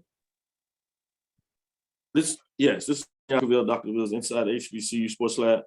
It was just asked, obviously, we were able to run effectively, 299 yards, average 5 yards a carry, and got in the end zone twice. But in terms of that, there was one call where it looked like I might have gotten the end zone, which happens, but there wasn't a review. Was there anything of why they didn't review it? And nothing was said. They said they reviewed it up there in the box, and that was all they told us. You know, we even reviewed the Ahmad Antoine fumble as well, the second fumble when we were driving. We reviewed that. They said they was reviewing up in the box, and that was all they gave us. Understand. In regards to one follow-up question, the balance that you're able to do between the run and passing ball receivings, although it didn't necessarily get in the end zone, and you talked about that with deep turnovers. Talk about the balance you're able to do, not just being as effective running, but also being able to throw the ball. Yeah, and again, like I said, Trajan did a great job again, just managing. We know he can throw the ball. We know that we got wide receivers that can catch the ball. Again, it's just we got to go out and execute, Doc. And again, if we execute the things that they taught, and that we go over and practice throughout the whole week, and do it in game time again where it counts. We'll be pretty good than a football team. We'll be very hard to beat. If we, again, as we say, on all cylinders. These guys are doing what they're supposed to do and actually do. We're a pretty good football team. But then when you don't do that, we get in trouble. Thank you, Coach. Good luck this weekend. Thank you, Doc. Coach, as always, we appreciate your time and good luck this weekend. Thanks, gentlemen. Thank you. We now go to Southern University. Head coach Eric Dooley. Coach, as always, we appreciate your time. If you could please start us out by recapping this past week's outing versus Jackson State. Yes, good morning. Had a tough outing.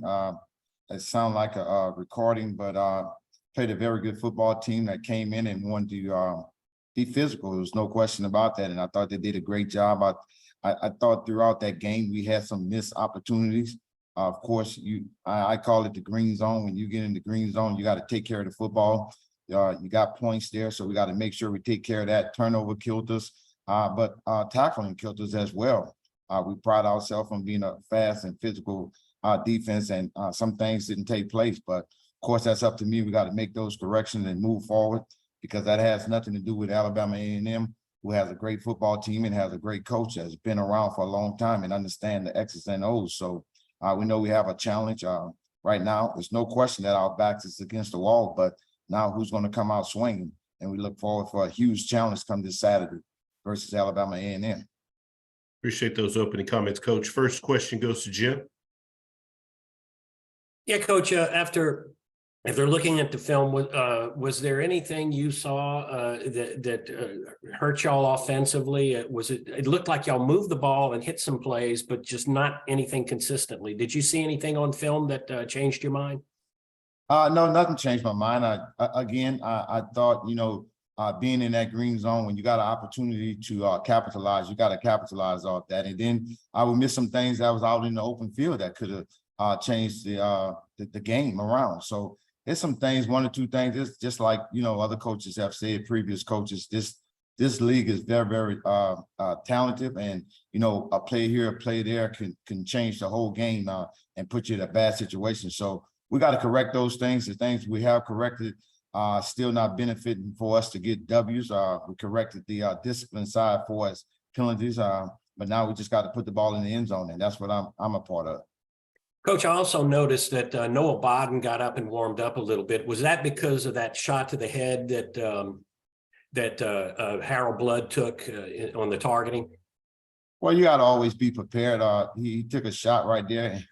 It don't change. Football been like that for 100 years, and it won't change, blocking and tackling. So it's going to always be physical. We just was getting prepared just in case if he had to go in. We don't want to send him in there blind, and he has not warmed up. So we was just prepared and having the heads up on the sideline.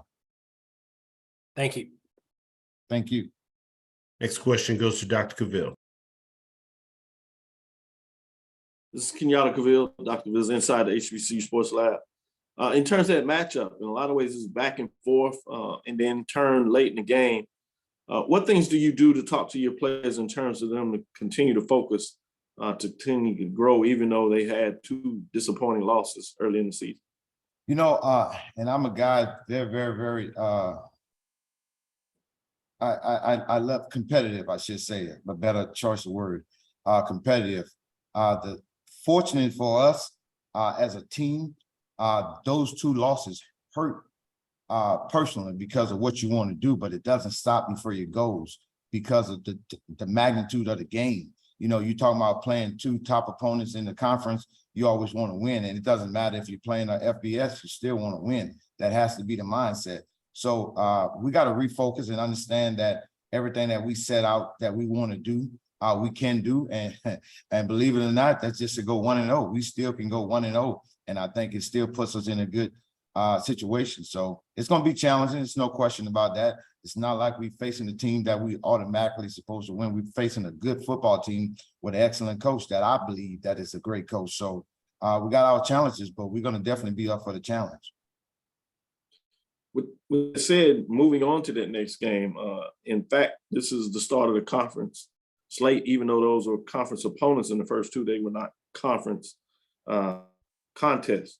You play Alabama A&M, that seems to be putting things together, being able to be effective offensively, but even more so defensively. What are you seeing from the Bulldogs in terms of what they bring to the table defensively?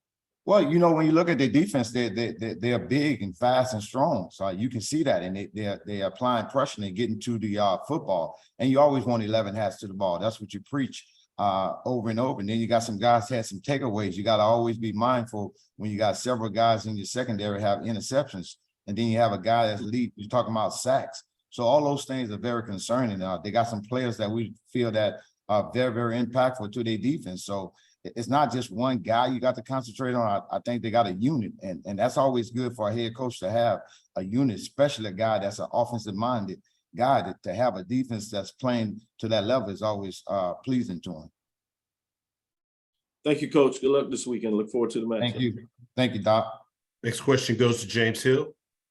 Hey, Coach, I hope you and everybody on the Bluff are well. When you think about the health factor, health and strength, getting out of last week, moving into this weekend, what goes through your mind? Well, I mean,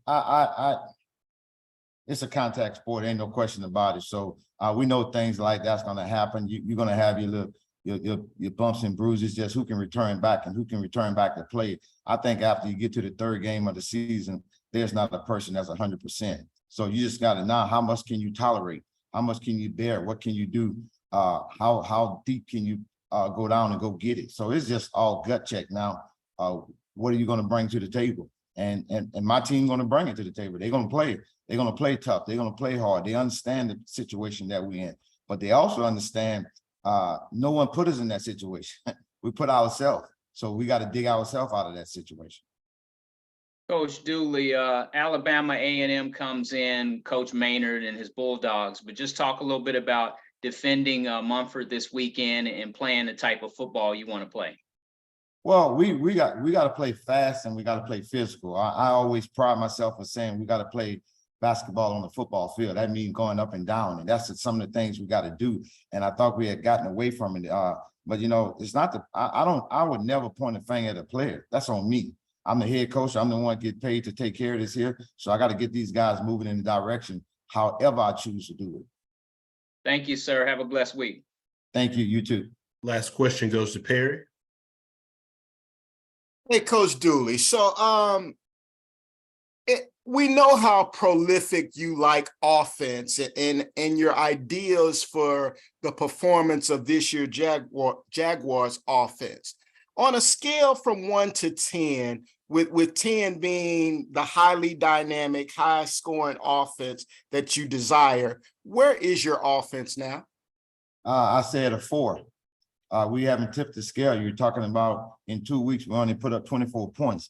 That's not something that you got to pride yourself on. Yeah, you just need one more point than the next opponent to win the game. There's no question about it, but I feel we have the weapons and we have the tools to get the things that we need to get done. Now, that still falls up on me. There's some things that we got to do. Because I say we're at a 4, that doesn't mean that the player's not going out there and they're not practicing hard. They're not doing the things that's conducive. I got to put them in a better situation to have a better outcome. That's the way I look at it. When I look at myself, I don't look at anyone else. I look in the mirror, and the mirror reflects me. Some of the things I need to do. I got to make the adjustment. I got to be able to do the things that's going to bring us to be that type of offense that I already vision that we are.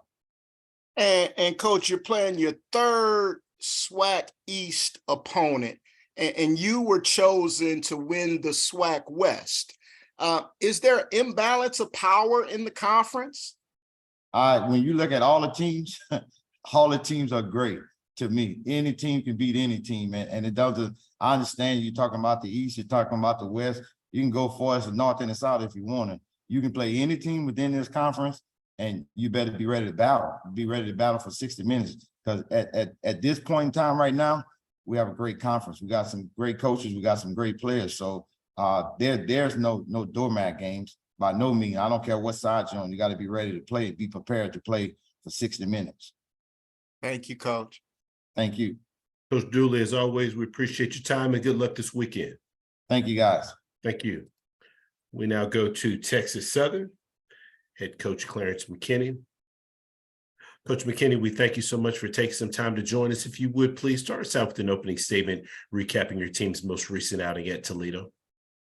Took a trip up to Toledo, stepped up in conference, to FCS team, reigning MAC champion in Toledo. Was a very well coached team, tough opponent for us, very physical game. But we went out there and our guys competed as hard as we could, gave our best, and took it on the chin a little bit. Appreciate those opening comments, Coach. First question goes to Dr. Cavill. This is Kenyatta Cavill, Dr. Cavill's inside the HBCU Sports Lab. Two-part question in this because it's both about the quarterback body in regards to, can you provide any update in terms of Andrew Body? And then with that, what was your thoughts in terms of the transfer that came in sophomore, Jace Wilson, in terms of his play? Yeah, we don't have the information, nor will we give out the information on Body as far as injury goes. He was healthy enough to play. We went with the decision to play Jace Wilson, our backup. We need to get Jace some reps, get him some experience. And what better time to do that than against a quality opponent? We need to know what he can do in case he has to play when Andrew isn't available to play. Second part of the question is about the matchup this week against Rice. Similar to what you did the first weekend with Labor Day Classic, conference rival. Theirs wasn't a conference game, but they had their rival U of H and pulled out the overtime win. Talk about what do you see on Rice in terms of last time you played them, you're able to put up some points, make it really interesting in terms of till the end where you didn't quite get the W. But what are you seeing from that team to this team now? Yeah, Rice a much better team this year than what they were a few years ago. They're playing really good defense. Again, it's a step up in play for our guys going from FCS to FBS. We're playing our back-to-back FCS part of the schedule. We expect Rice to be very physical. They again, as you mentioned, beat their rival in the University of Houston. And they're playing really well right now. And in week one, they played the University of Texas extremely well. So we're looking into going in there and competing and Rice being very physical.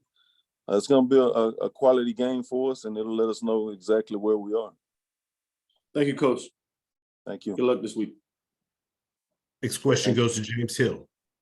Hey, Coach, I hope you and the fellas are well. Houston area college football, Rice 43, Houston 41, a squeaker. This time you get an opportunity with your fan base to play Rice, but just talk about going in and you guys have a great opportunity. Yeah, it presents a great opportunity for us. Hopefully we can catch them napping. Rice is not very far from us, so we're basically in the same neighborhood, just a couple streets over, and as we'll treat it like a home game. Hopefully we can get quite a bit of our fans out to support our guys and put forth, our best effort. Coach, these ongoing conversations of PWI, HBCU, playing up, playing down, different divisions and what have you, just talk a little bit about that. And at the end of the day, it's a football game. Oh, no doubt about it. At the end of the day, you got to, block, you got to tackle, you got to execute. Doesn't matter what level you're playing at. And guys that want to play at an even higher level than college football, what better way than to put forth your best effort and play, at your highest level than to do it against an FBS opponent. So you want to be seen by some NFL scouts or professional scouts, they're going to watch this video. So go put it on tape. Have a great week, sir. Thank you. You do the same. Next question goes to Kyle Tees Mosley. Hey, Coach. How you doing? How's it going, Kyle? All right. Good. Talk about the backup's performance. I know you guys made a coaching decision to have Body sit, but what did you believe Body first learned about sitting and watching, as well as what did you see in Jason's performance to believe that he's capable of handling that backup role? Well, Buddy was his role became to become even more of a leader, kind of help Jason, let him know what he saw out there, and just communicate with Jason and help Jason make decisions. As far as Jason's performance goes, he performed about how we expected. It's his first game in our scheme, and he just has to get more reps and get more comfortable with what we're asking him to do. We're not asking him to be Andrew Body. We're asking him to be Jason, and I think, with more reps, he'll get a chance to be more successful. And what do you believe your team learned about competing against Toledo that would help them compete against Rice a little bit more effectively coming up? Yeah, Toledo and Rice are two different opponents, in my opinion, but the competition level is similar.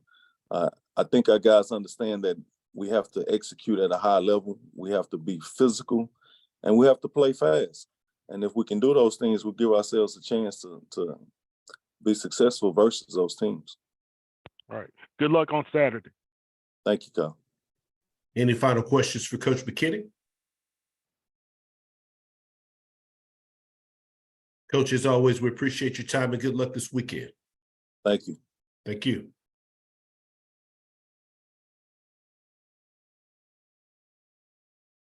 We'll now move over to Jackson State. Head coach T.C. Taylor.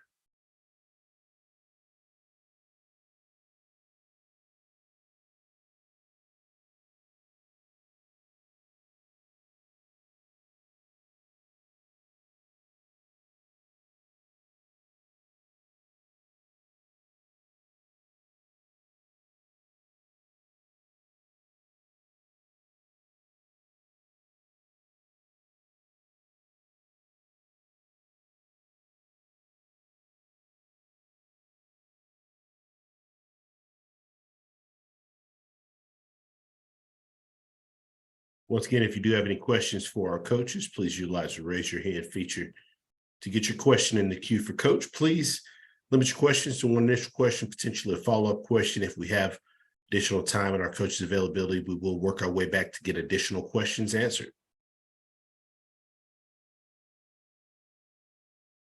All right, we have Coach Taylor joining us.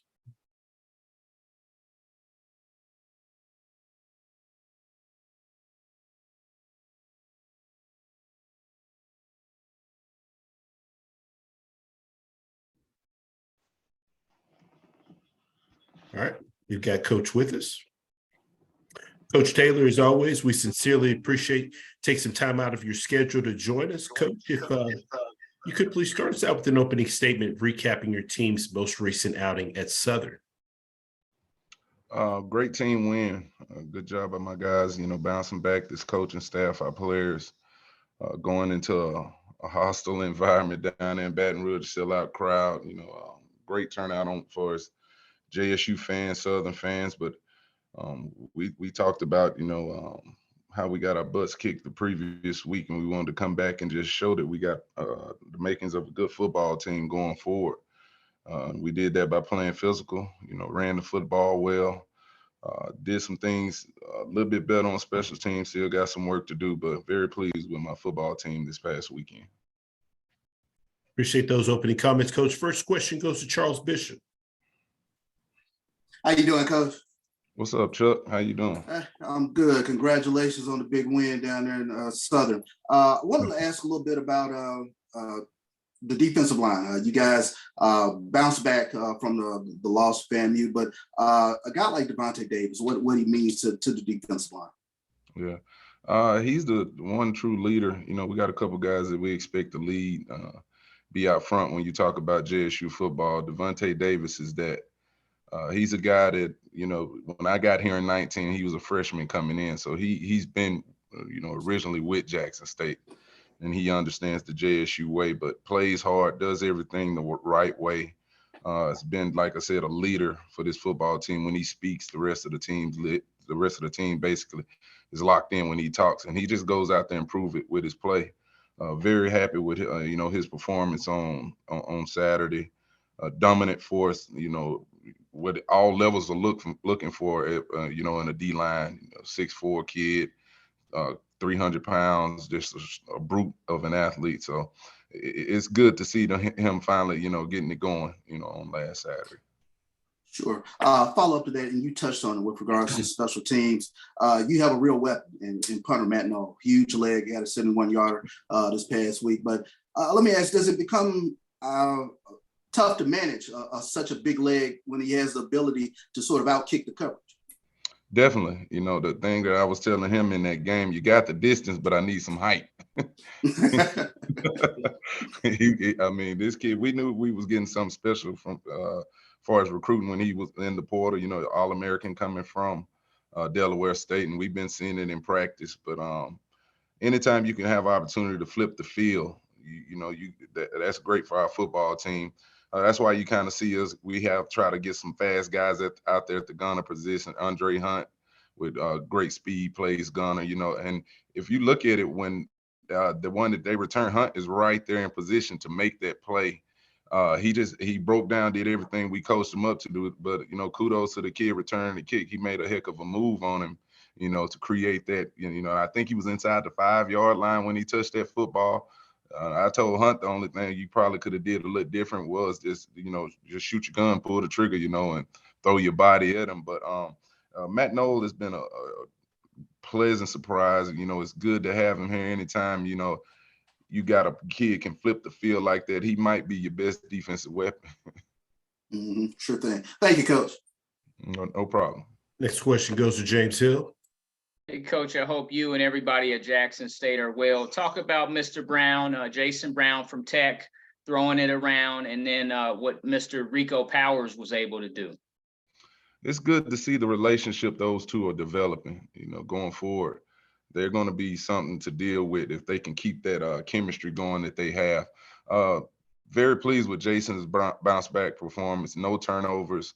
He just went out there and managed the game well. That's all we asked him to do. We try to make sure the talent around him is on point, but he has to do some things. Basically, like I said, we're not asking you to go out there and take a game over, but just be smart with the football and do what you're supposed to do as a quarterback. And I thought he did that. He did a good job. It was surprising to me to see him run the ball because he run like paint dry. It's slow, but he was still very effective. The one zone read he pulls and gets a first down for us. The touchdown pass to Rico, for him to maneuver around in the pocket, he steps up. We've been on him about that. Breaks the pocket and he wants to run, but then he gets his eyes back downfield and gets his arm in a throwing position, rips it out there, and Rico Powers does the rest. I challenged him. Last week I felt like he didn't play tough, and I told him that. I told him that in the game. I said, you have got to be tougher for this football team. When you get knocked down, you got to get up, and your teammates got to see it. And I think that's kind of why he took it up on himself to, when he had those opportunities to run the ball, he ran the ball, got behind his pads. And I told him on the sideline, I said, hey, man, you got to start sliding. And he said, you never taught me that. I said, man, you've been in school longer than I've been coaching, so you should already know how to slide. But very pleased with those two. And Rico Powers, he's a pro. Let's just be honest. The things that dude is doing out there now, and the scouts that come in here and see him, they salivating to get an opportunity to get him to the next level. We're blessed that he has another year of football, but world-class speed, big receiver that can run and catch the football. He did have the drop earlier, but that's how I kind of know what you're going to get out of Rico in the football game. If he can get that first drop out of the way early, he's going to be fine going forward. But cornerbacks, and you saw Southern do it, they're going to have to stay high on top of Rico. He don't get a lot of press coverage, and you can see why he showed it in that football game. And he, even the one kickoff return, we just a hair away from, popping that one out as well. Coach, Texas State, what do you see when you look at that football team? Big. He got some size down there on the offensive line, defensive line. A very active, well-coached football team. a quarterback that's played in the SEC, that's been around, played some snaps with some size. They can do it, play with some tempo on offense, but it seems like they want to run the football and take their shots over the top. That's what I'm seeing offensively and defensively. Just meeting with my offensive staff a little while ago, they play with great leverage and effort. Each and every play. You look at the Baylor game, you see why they beat Baylor. They just played harder than that football team did. San Antonio, they played this past weekend, came out and matched them tick for tack. But it's going to be a challenging week. But I'm looking forward to it. Like I told my guys, if you got aspirations of playing on the next level, want to play, against these FBS opponents, these are the ones you got to get up for and be ready to go. Thank you, sir. Have a great trip. All right, thank you. Next question goes to Dr. Cavill. This is Kenyatta Cavill, Dr. Cavill's inside the HBCU Sports Lab. Hey, Coach, many teams just played 2 games. You played 3 out there, but what are your thoughts in terms of the first 3 games that you played thus far in terms of those matchups of your team? It's been tough. That's what I told the team in the locker room after that Southern game. Hell, excuse me, but I'm tired of living out of suitcases. That's my wife been getting on my butt. It's been suitcases in the bedroom every night that I hadn't unpacked. And it's been a challenging schedule for our football team. For us to be at 2-1, and that one, we didn't play our best football game. We had a lot of mistakes on our end, but not taking nothing away from a good FAMU football team. But this has been a challenge. Our kids weren't ready to play here at the vet. But that's the way this thing played out. That's the schedule. We got whoever that team is, we're playing that particular weekend. Again, we're on the road this weekend at San Marcos. We got to go. We got to go, because one thing I do know is it's not affecting our fans. They're showing up and showing out in numbers. So it's important that we're ready to go week in, week out, whether we're on the road and are we at home. And I think it tells you a lot about your football team when you're playing on all these road games early on against these quality opponents that we gonna fight. We got a lot of fight in this football team. We're gonna play 4 quarters of football, and that's just something that I've seen with this football team. But Doc, it is what it is, But I do tell you, I do know this: after 3 weeks going in, I'm very pleased where we are as a football team and a program right now with this coaching staff and everything's going on. So I'm looking forward to getting back in the vet next week and a little more comfort here. I can unpack a bag real briefly because right after that we got to buy, and then we're going down to Huntsville, but is it Huntsville or Mobile? So, but it's been good. It's been good, and I'm gonna say this too: first time head coach, to have this kind of schedule coming out the gate. You talk about a South Carolina State, a FAMU, a Southern, and who is it? That team this weekend. I wouldn't have it no other way. It tells me a lot about me and my coaches as well. No doubt, Coach. I'll let you go on that one. I don't want to spend no time as you got to pack your bags again. We'll catch you. Hey, I told you I never did unpack. Next question goes to Henry Pugh. Hey, Coach, how you doing? It's Henry Pugh with the HBCU Hour, presented by the Golden Boot. How are you today? I'm good. How are you doing? Doing good, Coach. When you have to these games and you go from a big win, point spread on your side, then go to a low was the point spreads on the opposite side and stuff. What kind of mentality does that, do you have to, I guess, talk to your players about going into the next game? Mm-hmm. I always say just be who we supposed to be and play your game. We talked about being physical. We talked about not doing the things that get you beat, but that's what it is. Going into this Texas State game too, we had a lot of kids that we were recruiting, that they were recruiting, that went right down to the wire. That with a few of them we got and a few of them they got. So this is going to be a great challenge for our football team as well as theirs. And the recruiting piece of this whole deal, because I guarantee you come recruiting season, we'll be tit for tat trying to get some of the same players that they're trying to get in there as well. But you just try to get your football team to remain consistent. You know, that's the biggest thing for us right now. We coming off a huge win, like you said, Dr. Cavill was talking about the road trips and stuff, but we coming off another huge win. Coming off the road, we just got to go on the road, do it again. They're gonna have a hostile crowd, but I guarantee you, Jacktown gonna be in the house. You know, so that's gonna provide us some energy, some momentum as well. It's just up to us to go out there and do the little things right, missed tackles, red zone offense, third down offense, not turning the football over. So, you know, it's just business as usual this week for us. Okay, coach. And to follow that up, you talked about having to be on the road a lot. Does it help when you're able to look at the crowd and see, you know, those faithful there to kind of, I guess, lift you up as a player and both as a coach?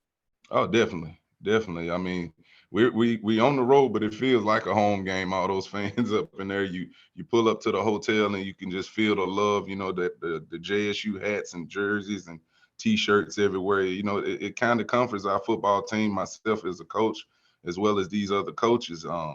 If you look at this game that we just played this past weekend, like I said, the fan base was tick for tack, and with us winning that game throughout, you could just hear JSU up in there. You know, it was kind of quiet on that other side, even though they had a a nice little group over there, but you didn't hear a lot coming from over there. But you know, the JSU rocks the house. You know, and that's what I tell my team. That's part of our responsibility. If they're gonna show up, we gonna play. All right, thank you, coach. No problem. Last question goes to Kyle. Hey, Coach, Kyle T. Mosley, HBCU legend. You guys were rocking the house. I was there. And but one thing that kind of helped you guys, I noticed, was the 270 yards that you had on the rushing side. Mm-hmm. And it was a well-balanced attack that you guys have. Do you believe that can be able to be sustained going into Texas State? I do. Here's the thing that people didn't realize too. You know, we were able to recruit some key players that came back and really impacted that game. Sir Riley was an offensive lineman. That's probably next to Evan Henry, our best offensive lineman on the team that came back on Saturday. You know, that was his first game back. He was coming off an elbow situation. We had a freshman to step up, Quay Davis out of Texas. This kid is 6'7", 330 pounds, you know, and he stepped up. So that's why it was, you know, you saw us kind of control the line of scrimmage on that side of the football. And then also, too, those guys stepping up, it creates depth now. You know, we can rotate some guys, keep some bodies fresh that we wasn't able to do. We were only rolling probably 6 guys, but now we're up to, with those guys coming back, we got a rotation of about 7, 8 guys now.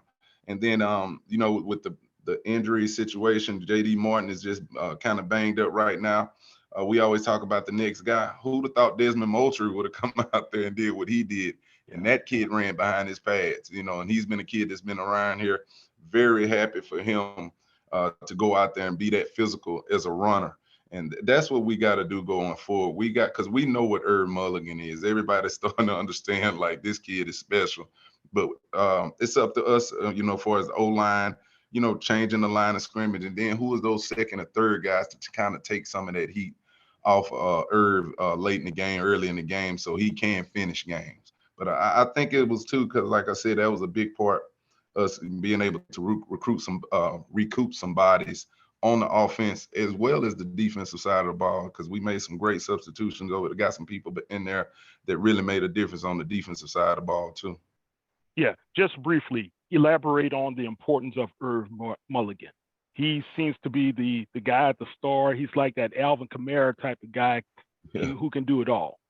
Yeah, I mean, he's a big part of what we're doing offensively. We saw it all camp when we can get JD Martin back and Irv Mulligan in the mix. You know, that backfield is special. The kid, he doesn't know how good he's going to be. You know, he just know to go strap it up, you know, buckle his helmet up and run hard. You know what, we got to get Irv to get, we're working on him to the little things, understand where you need to be on protection. Not saying he's bad there, but just being a more complete back. You know, it's more, I tell him all the time, it's more to the game than just running outside zone. You know, and I tell him that, I like, you got to protect Jason. You need to be where you need to be on this certain pass concept. But he is a truly special player with some big time speed. it's good to see his, the game speed he plays at. When he gets out front, or if he can hit it clean, I don't think there's nobody in this league that can catch him. Then just the toughness. You saw one time down there, we're trying to close out the game. He hits the hole and he's just trying to gain yards, look like he moonwalking going backwards. He's just tenacious, hard-nosed dude, and don't give us no problem. He just loves football. And, to get a transfer in here at that position from Wofford, and he's able to, be one of your better players on offense, it's truly a blessing for the team. Yeah. Well, good luck, Coach. Thank you. I appreciate it. Coach Taylor, as always, we appreciate your time and good luck this weekend. All right. Thank you, guys. Y'all take care and be safe.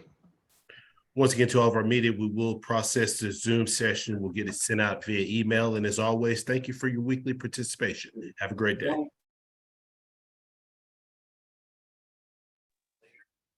Thank you, Andrew. Thank you. Thank you, Andrew. Absolutely. Thank you.